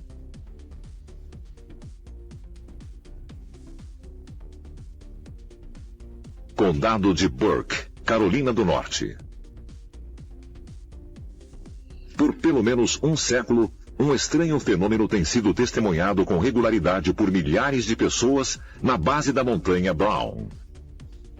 Luzes não identificadas que se movem aleatoriamente abaixo do horizonte já foram fotografadas e mesmo gravadas em vídeo. A Montanha Brown, na Carolina do Norte, é uma área que há séculos vem sendo associada a luzes e desaparecimentos misteriosos. As luzes são estudadas há décadas e ninguém tem mesmo certeza do que faz com que apareçam. Há muitas teorias, é claro. E há relatos de pessoas que foram até a montanha ou subiram a montanha e nunca mais voltaram. Há uma longa e duradoura tradição de desaparecimentos que acontecem naquela área. Em 1850, temos o caso de um fazendeiro que foi passear pelos lados da montanha e desapareceu completamente. Depois disso, um grupo de escravos com lanternas nas mãos saiu para procurá-lo. Não o encontrou e, além disso, o grupo também desapareceu. Em outro caso, uma mulher desapareceu na Montanha Brown e toda a equipe que foi enviada para procurá-la nunca mais voltou. Tem havido desaparecimentos misteriosos de pessoas que foram à montanha e nunca mais voltaram. E a cada vez há sempre referência a luzes misteriosas, como se essas luzes tivessem alguma função, como talvez de ser um portal ou uma passagem pela qual as pessoas desaparecem. Será que há mesmo lugares na Terra onde grupos inteiros de pessoas desaparecem por uma espécie de portal? E se houver, será possível que as luzes da Montanha Brown e os desaparecimentos sejam parte de um plano maior? A evolução humana neste planeta tem sido um experimento total e completo por parte dos extraterrestres. Vou chamar de processo de laboratório experimental neste planeta. Inteligências estão clonando, fazendo híbridos, misturando e combinando. A Terra pode muito bem ser uma fazenda. Simples assim. Como a ilha do Dr. Moreau. Fomos geneticamente alterados, mesclados, abduzidos, levados e trazidos de volta. Podemos ser um grande laboratório de trabalho experimental no universo. A própria NASA disse que formas de vida alienígena serão descobertas em 20 anos. Acho que vamos ver que criaturas de outros planetas se parecem muito conosco.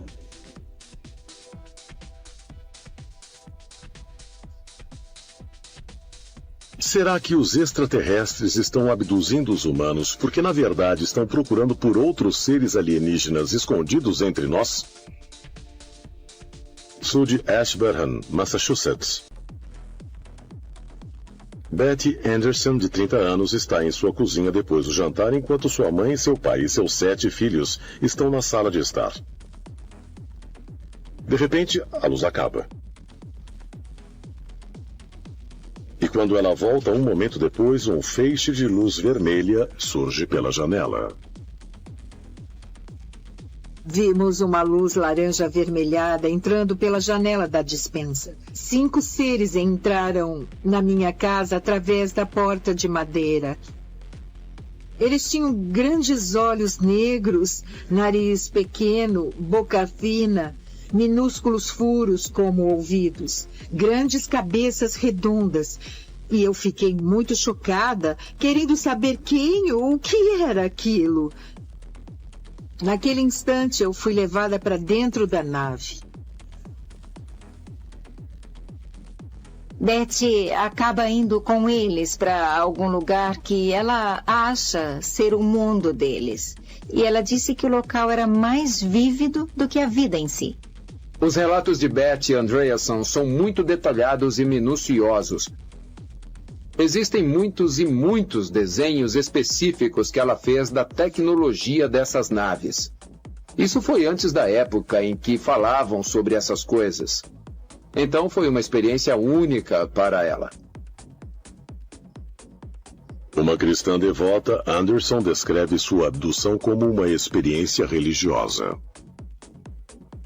A única coisa que eu podia pensar é que deviam ser anjos para poderem passar através da porta daquele jeito e me levar pela porta do mesmo jeito. Esse encontro é muito significativo por causa do modo como esses seres estranhos se identificaram. Eles disseram que eram os vigilantes.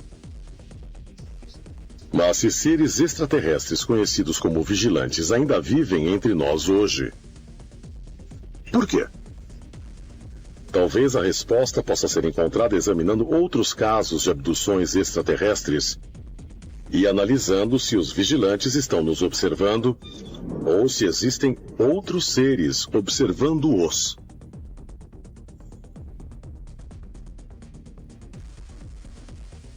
Nos textos islâmicos, os djinns só aparecem quando querem ser vistos. Muitas vezes influenciam os humanos, sussurrando invisíveis instruções para eles.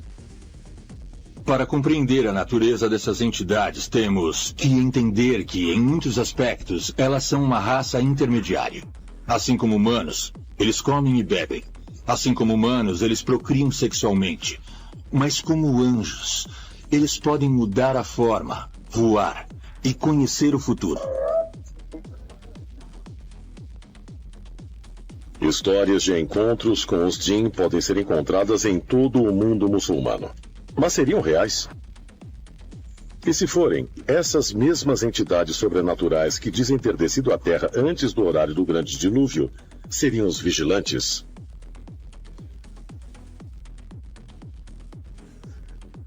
Na África existem histórias sobre os orixás, semideuses que desceram do céu, falam todas as línguas e influenciam secretamente os acontecimentos na Terra. No Japão, os Tengu são criaturas semelhantes aos pássaros que se esconderiam nas montanhas e mudariam de forma para manipular os humanos. Mas se os vigilantes estavam ativos na Terra há centenas de anos, será que ainda podem estar vivendo entre nós até hoje?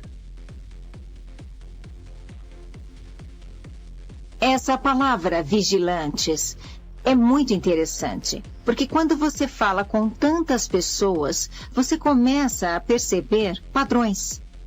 Mesmo se for um homem, uma mulher ou uma criança, sempre dizem, eu fui levado por um vigilante. O que se ouve é que os abduzidos sabiam que estavam lidando com alguma coisa que sabia tudo sobre eles.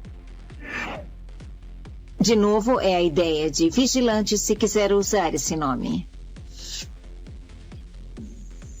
De acordo com o relato de Betty, os extraterrestres que a levaram a bordo de sua nave a submeteram a um exame médico.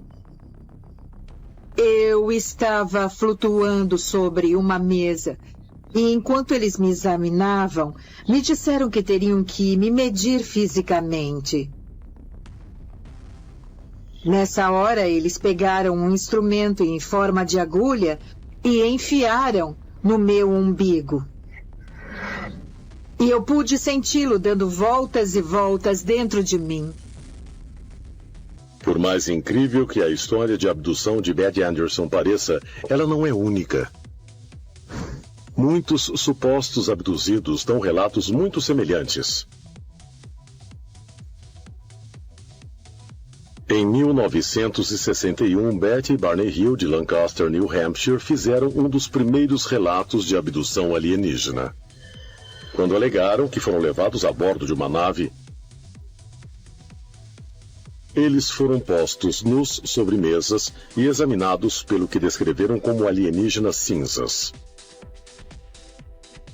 Linda Porter, de Covina, Califórnia, relatou que em 1963 ela também foi levada a bordo de uma nave onde testemunhou criaturas de aparência estranha que examinavam humanos mantidos em estado vegetativo.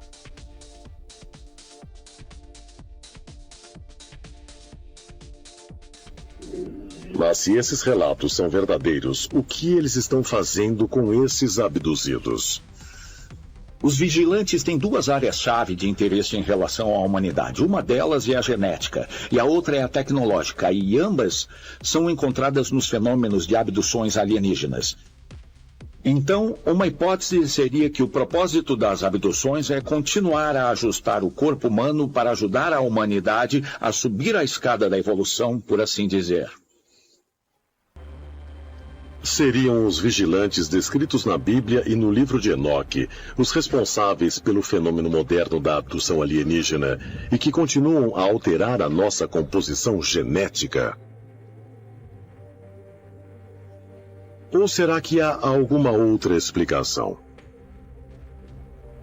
Alguns teóricos sugerem que é possível que as abduções alienígenas modernas não sejam o trabalho dos mesmos vigilantes que sobreviveram ao dilúvio, mas que, em vez disso, elas seriam executadas por um outro grupo de extraterrestres. Os vigilantes que retornaram à Terra em busca daqueles que ficaram para trás. Todas as pessoas que eu entrevistei disseram a mesma coisa. Parece haver um conflito sobre qual será o futuro da humanidade neste planeta. As lendas nos dizem que os vigilantes lutam entre si. Eles manipulam os segmentos de toda a humanidade. Assim eles poderiam expressar suas próprias intenções. E, portanto, são eles que influenciam as nações a entrar em guerra e lutar pelos propósitos deles e não necessariamente para o nosso bem. E é preciso perguntar se muitas das abduções modernas, tais como o de Betty Andreasson, são mesmo de extraterrestres que estão procurando os vigilantes.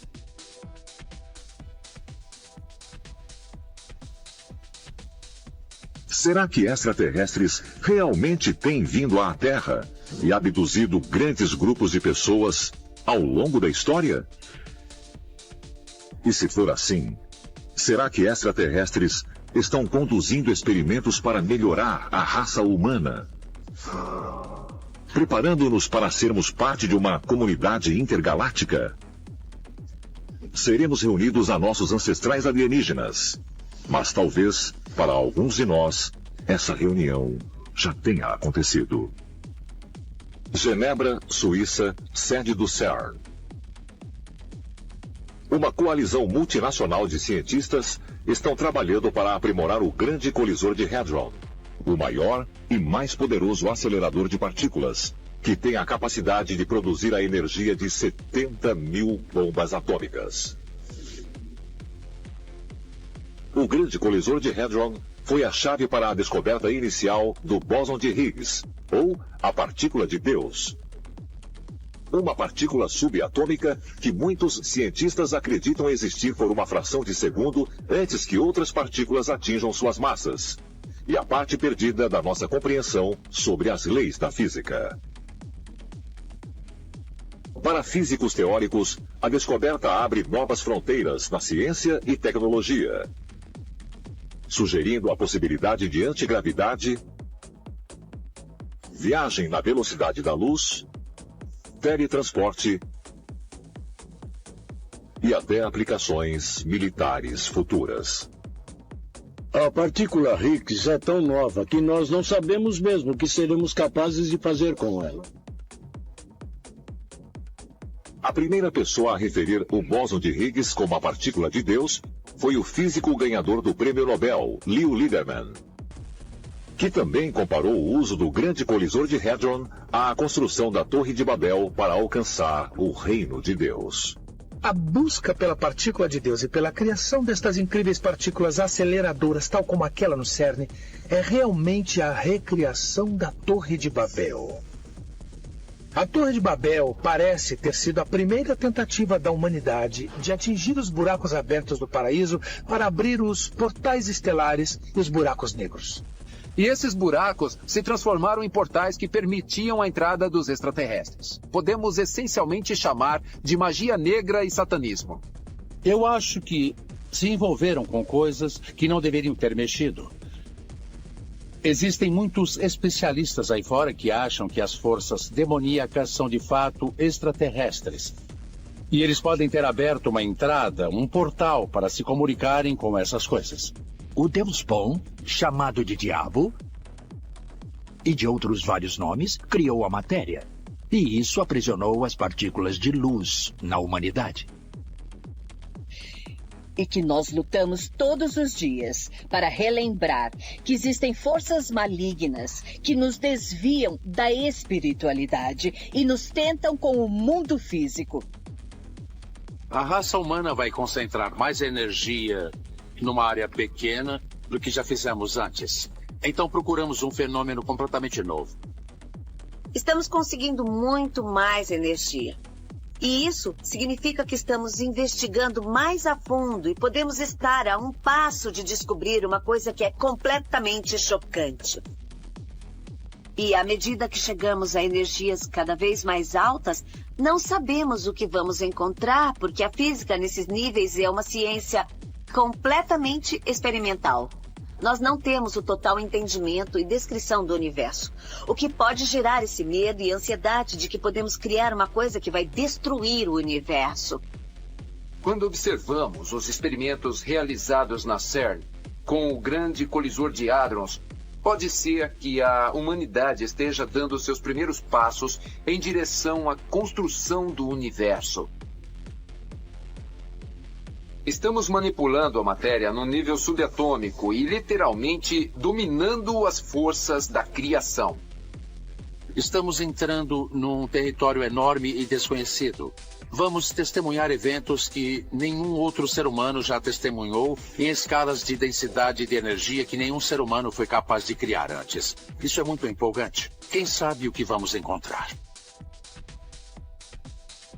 Com a promessa de mais poder, com o colisor atualizado funcionando nos próximos anos, os cientistas estão esperançosos de que a humanidade vá dar ainda mais saltos tecnológicos na compreensão de como o universo funciona. Quando eles terminarem a atualização, ele será 13 vezes mais poderoso. Então é um enorme aumento de energia. Nós nunca tivemos uma máquina que pudesse operar nesses níveis de energia. Mas a questão é, corremos o risco de abrir algo que nós não queremos? Será uma caixa de Pandora? Talvez mais provas possam ser encontradas ao examinar antigos textos que descrevem a chegada das forças malignas à Terra. Monte Helicon, Grécia Central. No sopé desta montanha, o poeta Hesíodo do século VI a.C. afirmou ter feito contato com 9 musas, filhas imortais do deus Zeus, que, segundo a mitologia, concedeu o conhecimento e a arte aos humanos. Hesíodo compôs poemas inspirados por essas musas, inclusive o que pode ser considerado o seu trabalho mais importante, A Teogonia e a Infame História da Caixa de Pandora.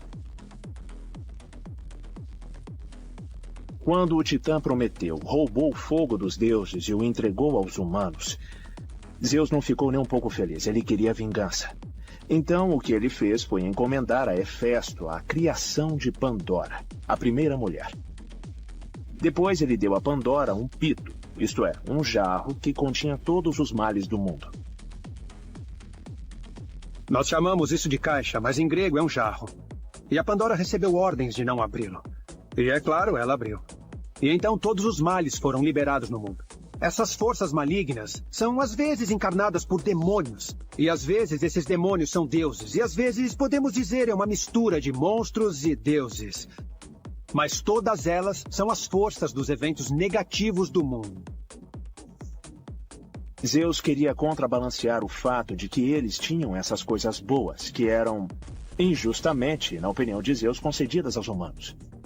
Então, é uma explicação que atribui a existência do mal à responsabilidade das deidades, dos deuses. As pessoas acreditaram que a história de Pandora era de fato verdadeira durante muito tempo e que esses deuses extraterrenos, controlavam a sociedade humana. Pandora foi aquela que libertou entidades ou seres que fazem essas coisas acontecerem. A caixa em si pode ter sido algum tipo de portal. Então, ao abrir a caixa, pode, na verdade, ter surgido um portal, por onde uma gama variada de sórdidas entidades, seres espirituais ou vida extraterrena, potencialmente, foi capaz de passar e chegar à Terra.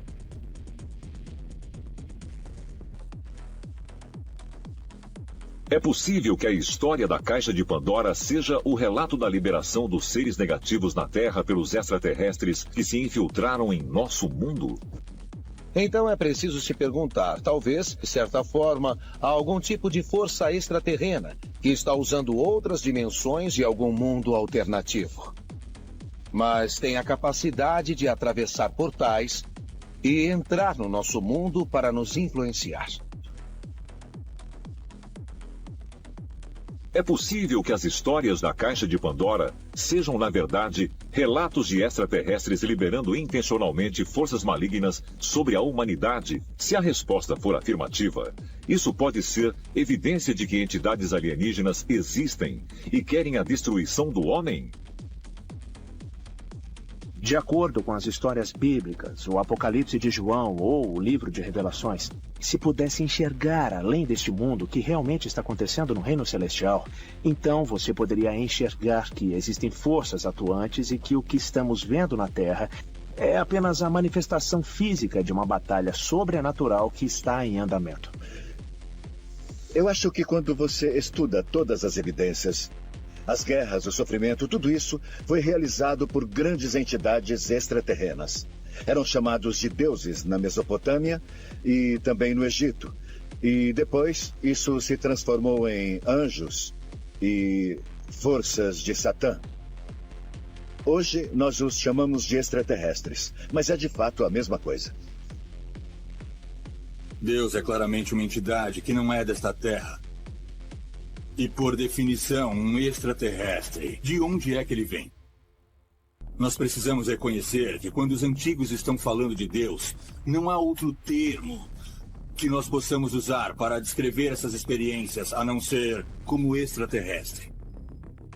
Quando você olha para a história da Torre de Babel, é essencialmente uma história da humanidade desenvolvendo tecnologia e sendo como os deuses, sendo como nossos criadores extraterrestres. E, portanto, a humanidade estava, de algum jeito, prestes a alcançar um nível tecnológico. De outra literatura que nós temos, paralela à Bíblia. Uma história muito mais profunda contada. De acordo com esta antiga fonte, esta antiga tecnologia que eles descobriram era para alcançar o paraíso. A palavra Babel significa portal para Deus, um portal estelar, uma escada, uma torre e uma escadaria que alcançava o paraíso. E então, quando Deus viu que a humanidade estava construindo um portal estelar, isso foi demais. Bem, o que aconteceu depois? A força deve ser observada. Eles observaram, eles falaram um para o outro. Nós temos que descer para a Terra para disparar um golpe sobre os construtores da torre. Mas que tipo de golpe? O texto bíblico é claro. Eles tocaram as mentes das pessoas e corromperam seu espírito de união. A história da Torre de Babel realmente tem a ver com uma decisão que os assim chamados deuses tomaram. Os seres humanos não deveriam apenas falar línguas diferentes, mas deveriam também lutar um contra o outro. É possível que seres de outros planetas estiveram cuidadosamente observando os avanços dos humanos e que intervieram, criando obstáculos como uma maneira de manter a humanidade longe de obter tecnologias poderosas? As coisas que são chamadas de Deus, de um lado, e Satã, diabo e demônios do outro. Para mim, quando eu leio o Gênesis, é exatamente a ideia de uma visitação extraterrestre. Tenho certeza de que há um Deus, não há dúvida disso, que há um poder superior. Mas em algum ponto da história, extraterrestres vieram a este planeta, nos criaram, talvez até terraformaram o planeta para que fosse adaptável à vida. Quando lemos os mitos de criação pelo mundo, uma das coisas que encontramos em todas essas histórias é a ideia de que os deuses buscaram criar um ambiente estável na Terra. A história do Gênesis pode ser vista como um guia passo a passo da terraformação da Terra. No primeiro dia, Deus e os deuses criaram o universo. No segundo dia, os deuses criaram o firmamento. Isso é descrito como uma cúpula ou uma fronteira separando o céu da terra. Depois veio o aparecimento das plantas e dos animais e mais tarde dos seres humanos. Eu sempre disse que a Terra é um planeta de experimentação. É bem possível que os alienígenas decidiram que, com o fim de limpar o planeta, eles precisavam de uma coisa de uma enorme magnitude, como o dilúvio de que a Bíblia fala. O dilúvio teve como fim principalmente erradicar as pessoas que estavam no planeta naquela época. Bom, Deus podia ser um extraterrestre, podia ter criado o dilúvio. É muito possível, é muito provável que, com o fim de erradicar uma espécie que eles podem ter alterado geneticamente e se equivocado, eles precisaram se livrar dela e começar tudo de novo. A maioria dos humanos na Terra e no decorrer da história acreditam que seres sobrenaturais são na realidade agentes. Eles estão fazendo essas coisas neste mundo, ou diretamente para nós, ou indiretamente. E, além disso, eles também estão enfrentando uma batalha ou uma luta e usando nós humanos como agentes, como procuradores, se assim podemos dizer, para lutar nesta batalha. Quando pensamos nesta luta entre a luz e as trevas, trata-se do cenário do fim dos tempos da profecia cristã, que no fim dos tempos nós veremos uma batalha final entre os filhos da luz e os filhos das trevas, com a humanidade sendo as espadas nesta peleja. A profecia bíblica é clara. Nós reintegraremos com nosso destino universal uma restauração dos nossos elos do céu e da terra. O que significa um elo e união extraterreno e terreno. E quando o Messias vier, ele surgirá com um exército. Ele virá de algum lugar desta terra. A maioria acredita que seja dos céus. Como nós denominaríamos um exército invasor vindo dos céus? Não chamaríamos de um exército de anjos. Chamaríamos isso de uma invasão extraterrestre. Os seres humanos são, na verdade, soldados em uma guerra cósmica entre o bem e o mal? Se isso for verdade, nossas experiências com as forças da luz e das trevas ajudaram a nos preparar para a batalha final, a que nos reunirá com nossos criadores extraterrenos? Ou nós nos acharemos lutando contra essas forças? A ideia de que estamos vivendo o final dos tempos, não necessariamente o fim do mundo, mas o fim de um mundo, é global. Segundo alguns pesquisadores e estudiosos, este é o dia em que o mundo chegaria ao fim. E dependendo de como você interpreta o encontro no roteiro, estamos exatamente nele. É o lugar onde o Messias vai governar a Terra antes do final dos tempos. O livro do Apocalipse é, sem dúvida, um dos livros mais complexos da Bíblia. E ele pertence a uma compilação à parte, que é chamado de Apocalipse. Por definição, anjos são de outro mundo. Anjos são extraterrestres. Não são deste planeta. Assim, por definição, ETs e anjos são a mesma coisa. Nossa concepção moderna de ET mudou, mas há milhares e milhares de anos, quando os anjos viviam entre nós, nossos ancestrais não os chamavam de ETs, eles os chamavam de anjos e sabiam que não eram deste mundo, não eram deste planeta.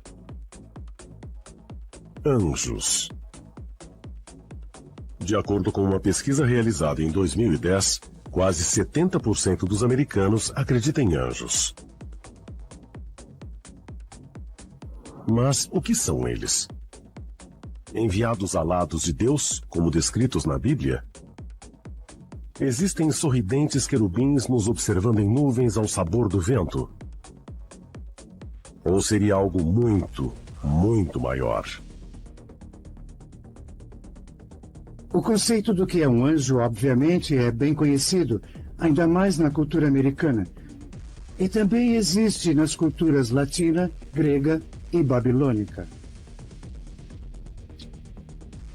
Mas haveria uma origem alienígena ou extraterrestre para as histórias bíblicas do julgamento final? Há alguns milhares de anos, os extraterrestres vieram e criaram a primeira humanidade por uma mutação artificial. E é claro, um dia eles voltarão.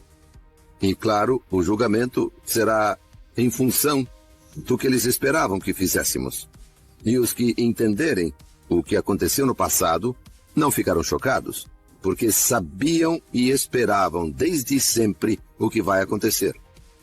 Na minha cabeça, será quando os extraterrestres genuinamente retornarão ao nosso planeta e se anunciarão, e nessa altura, os humanos que atingiram a iluminação se juntarão a seus irmãos, os extraterrestres, os antigos astronautas que nos criaram, e todos voltaremos às estrelas.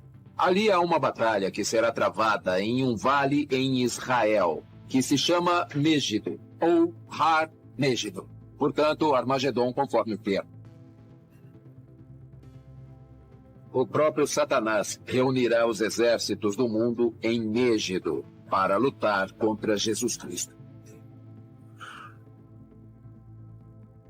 Satanás assume uma aparência mais física.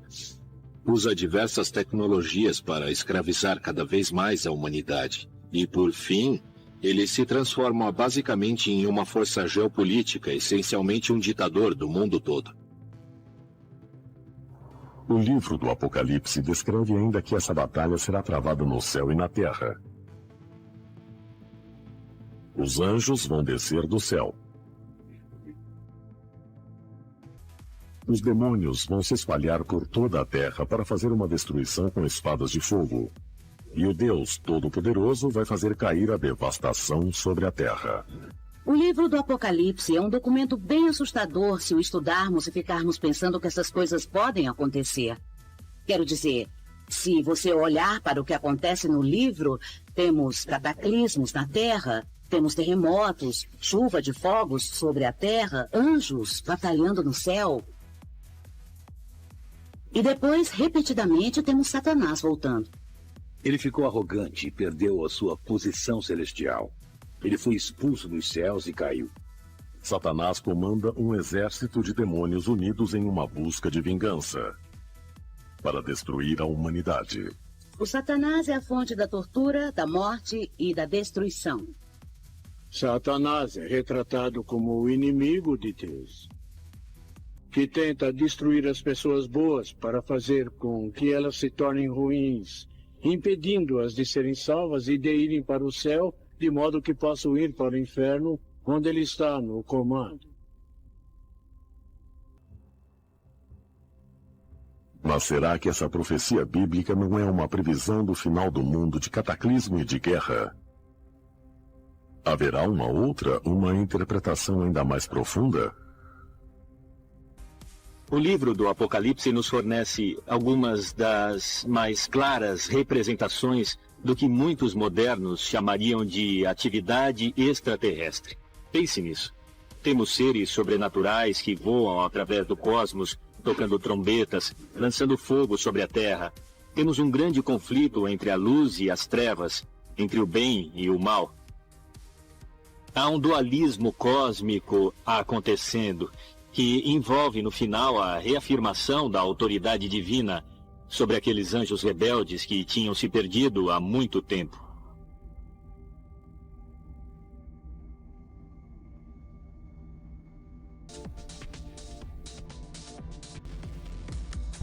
Este é o Alienígenas, expondo os maiores segredos do planeta Terra. Olá, amigos incríveis do YouTube. Deixe seu comentário neste vídeo, por favor. Pode ser até mesmo dizendo que o vídeo é ruim ou que é bom. Qualquer comentário seja bem-vindo. Ou este canal será excluído do YouTube por falta de participação das pessoas que viram este vídeo. Esperamos que você tenha gostado do nosso último vídeo no YouTube. É a nossa maneira de compartilhar algo incrível com todos vocês. Quer tenha feito você rir, pensar ou apenas alegrar o seu dia, adoraríamos ouvir sua opinião. Seu feedback significa muito para nós e agradecemos a cada um de vocês que dedicou seu tempo para assistir ao vídeo. Somos apaixonados por criar conteúdo que você goste e seus comentários são como combustível para a nossa criatividade. Reserve um momento para compartilhar suas ideias nos comentários abaixo. Seja um sinal de positivo polegar apontando para cima, uma sugestão de melhoria cara pensativa ou apenas um rápido olá. Seus comentários ajudam nossa comunidade a crescer e prosperar. Lembre-se, seu apoio nos faz continuar e somos genuinamente gratos por cada um de vocês. Nós vamos fazer deste espaço uma comunidade positiva e envolvente. Sinta-se à vontade para expressar suas opiniões honestas. Agradecemos tanto as boas vibrações quanto as críticas construtivas. Obrigado por fazer parte da nossa jornada. Seus comentários fazem a diferença e mal podemos esperar para ouvir sua opinião. Com gratidão.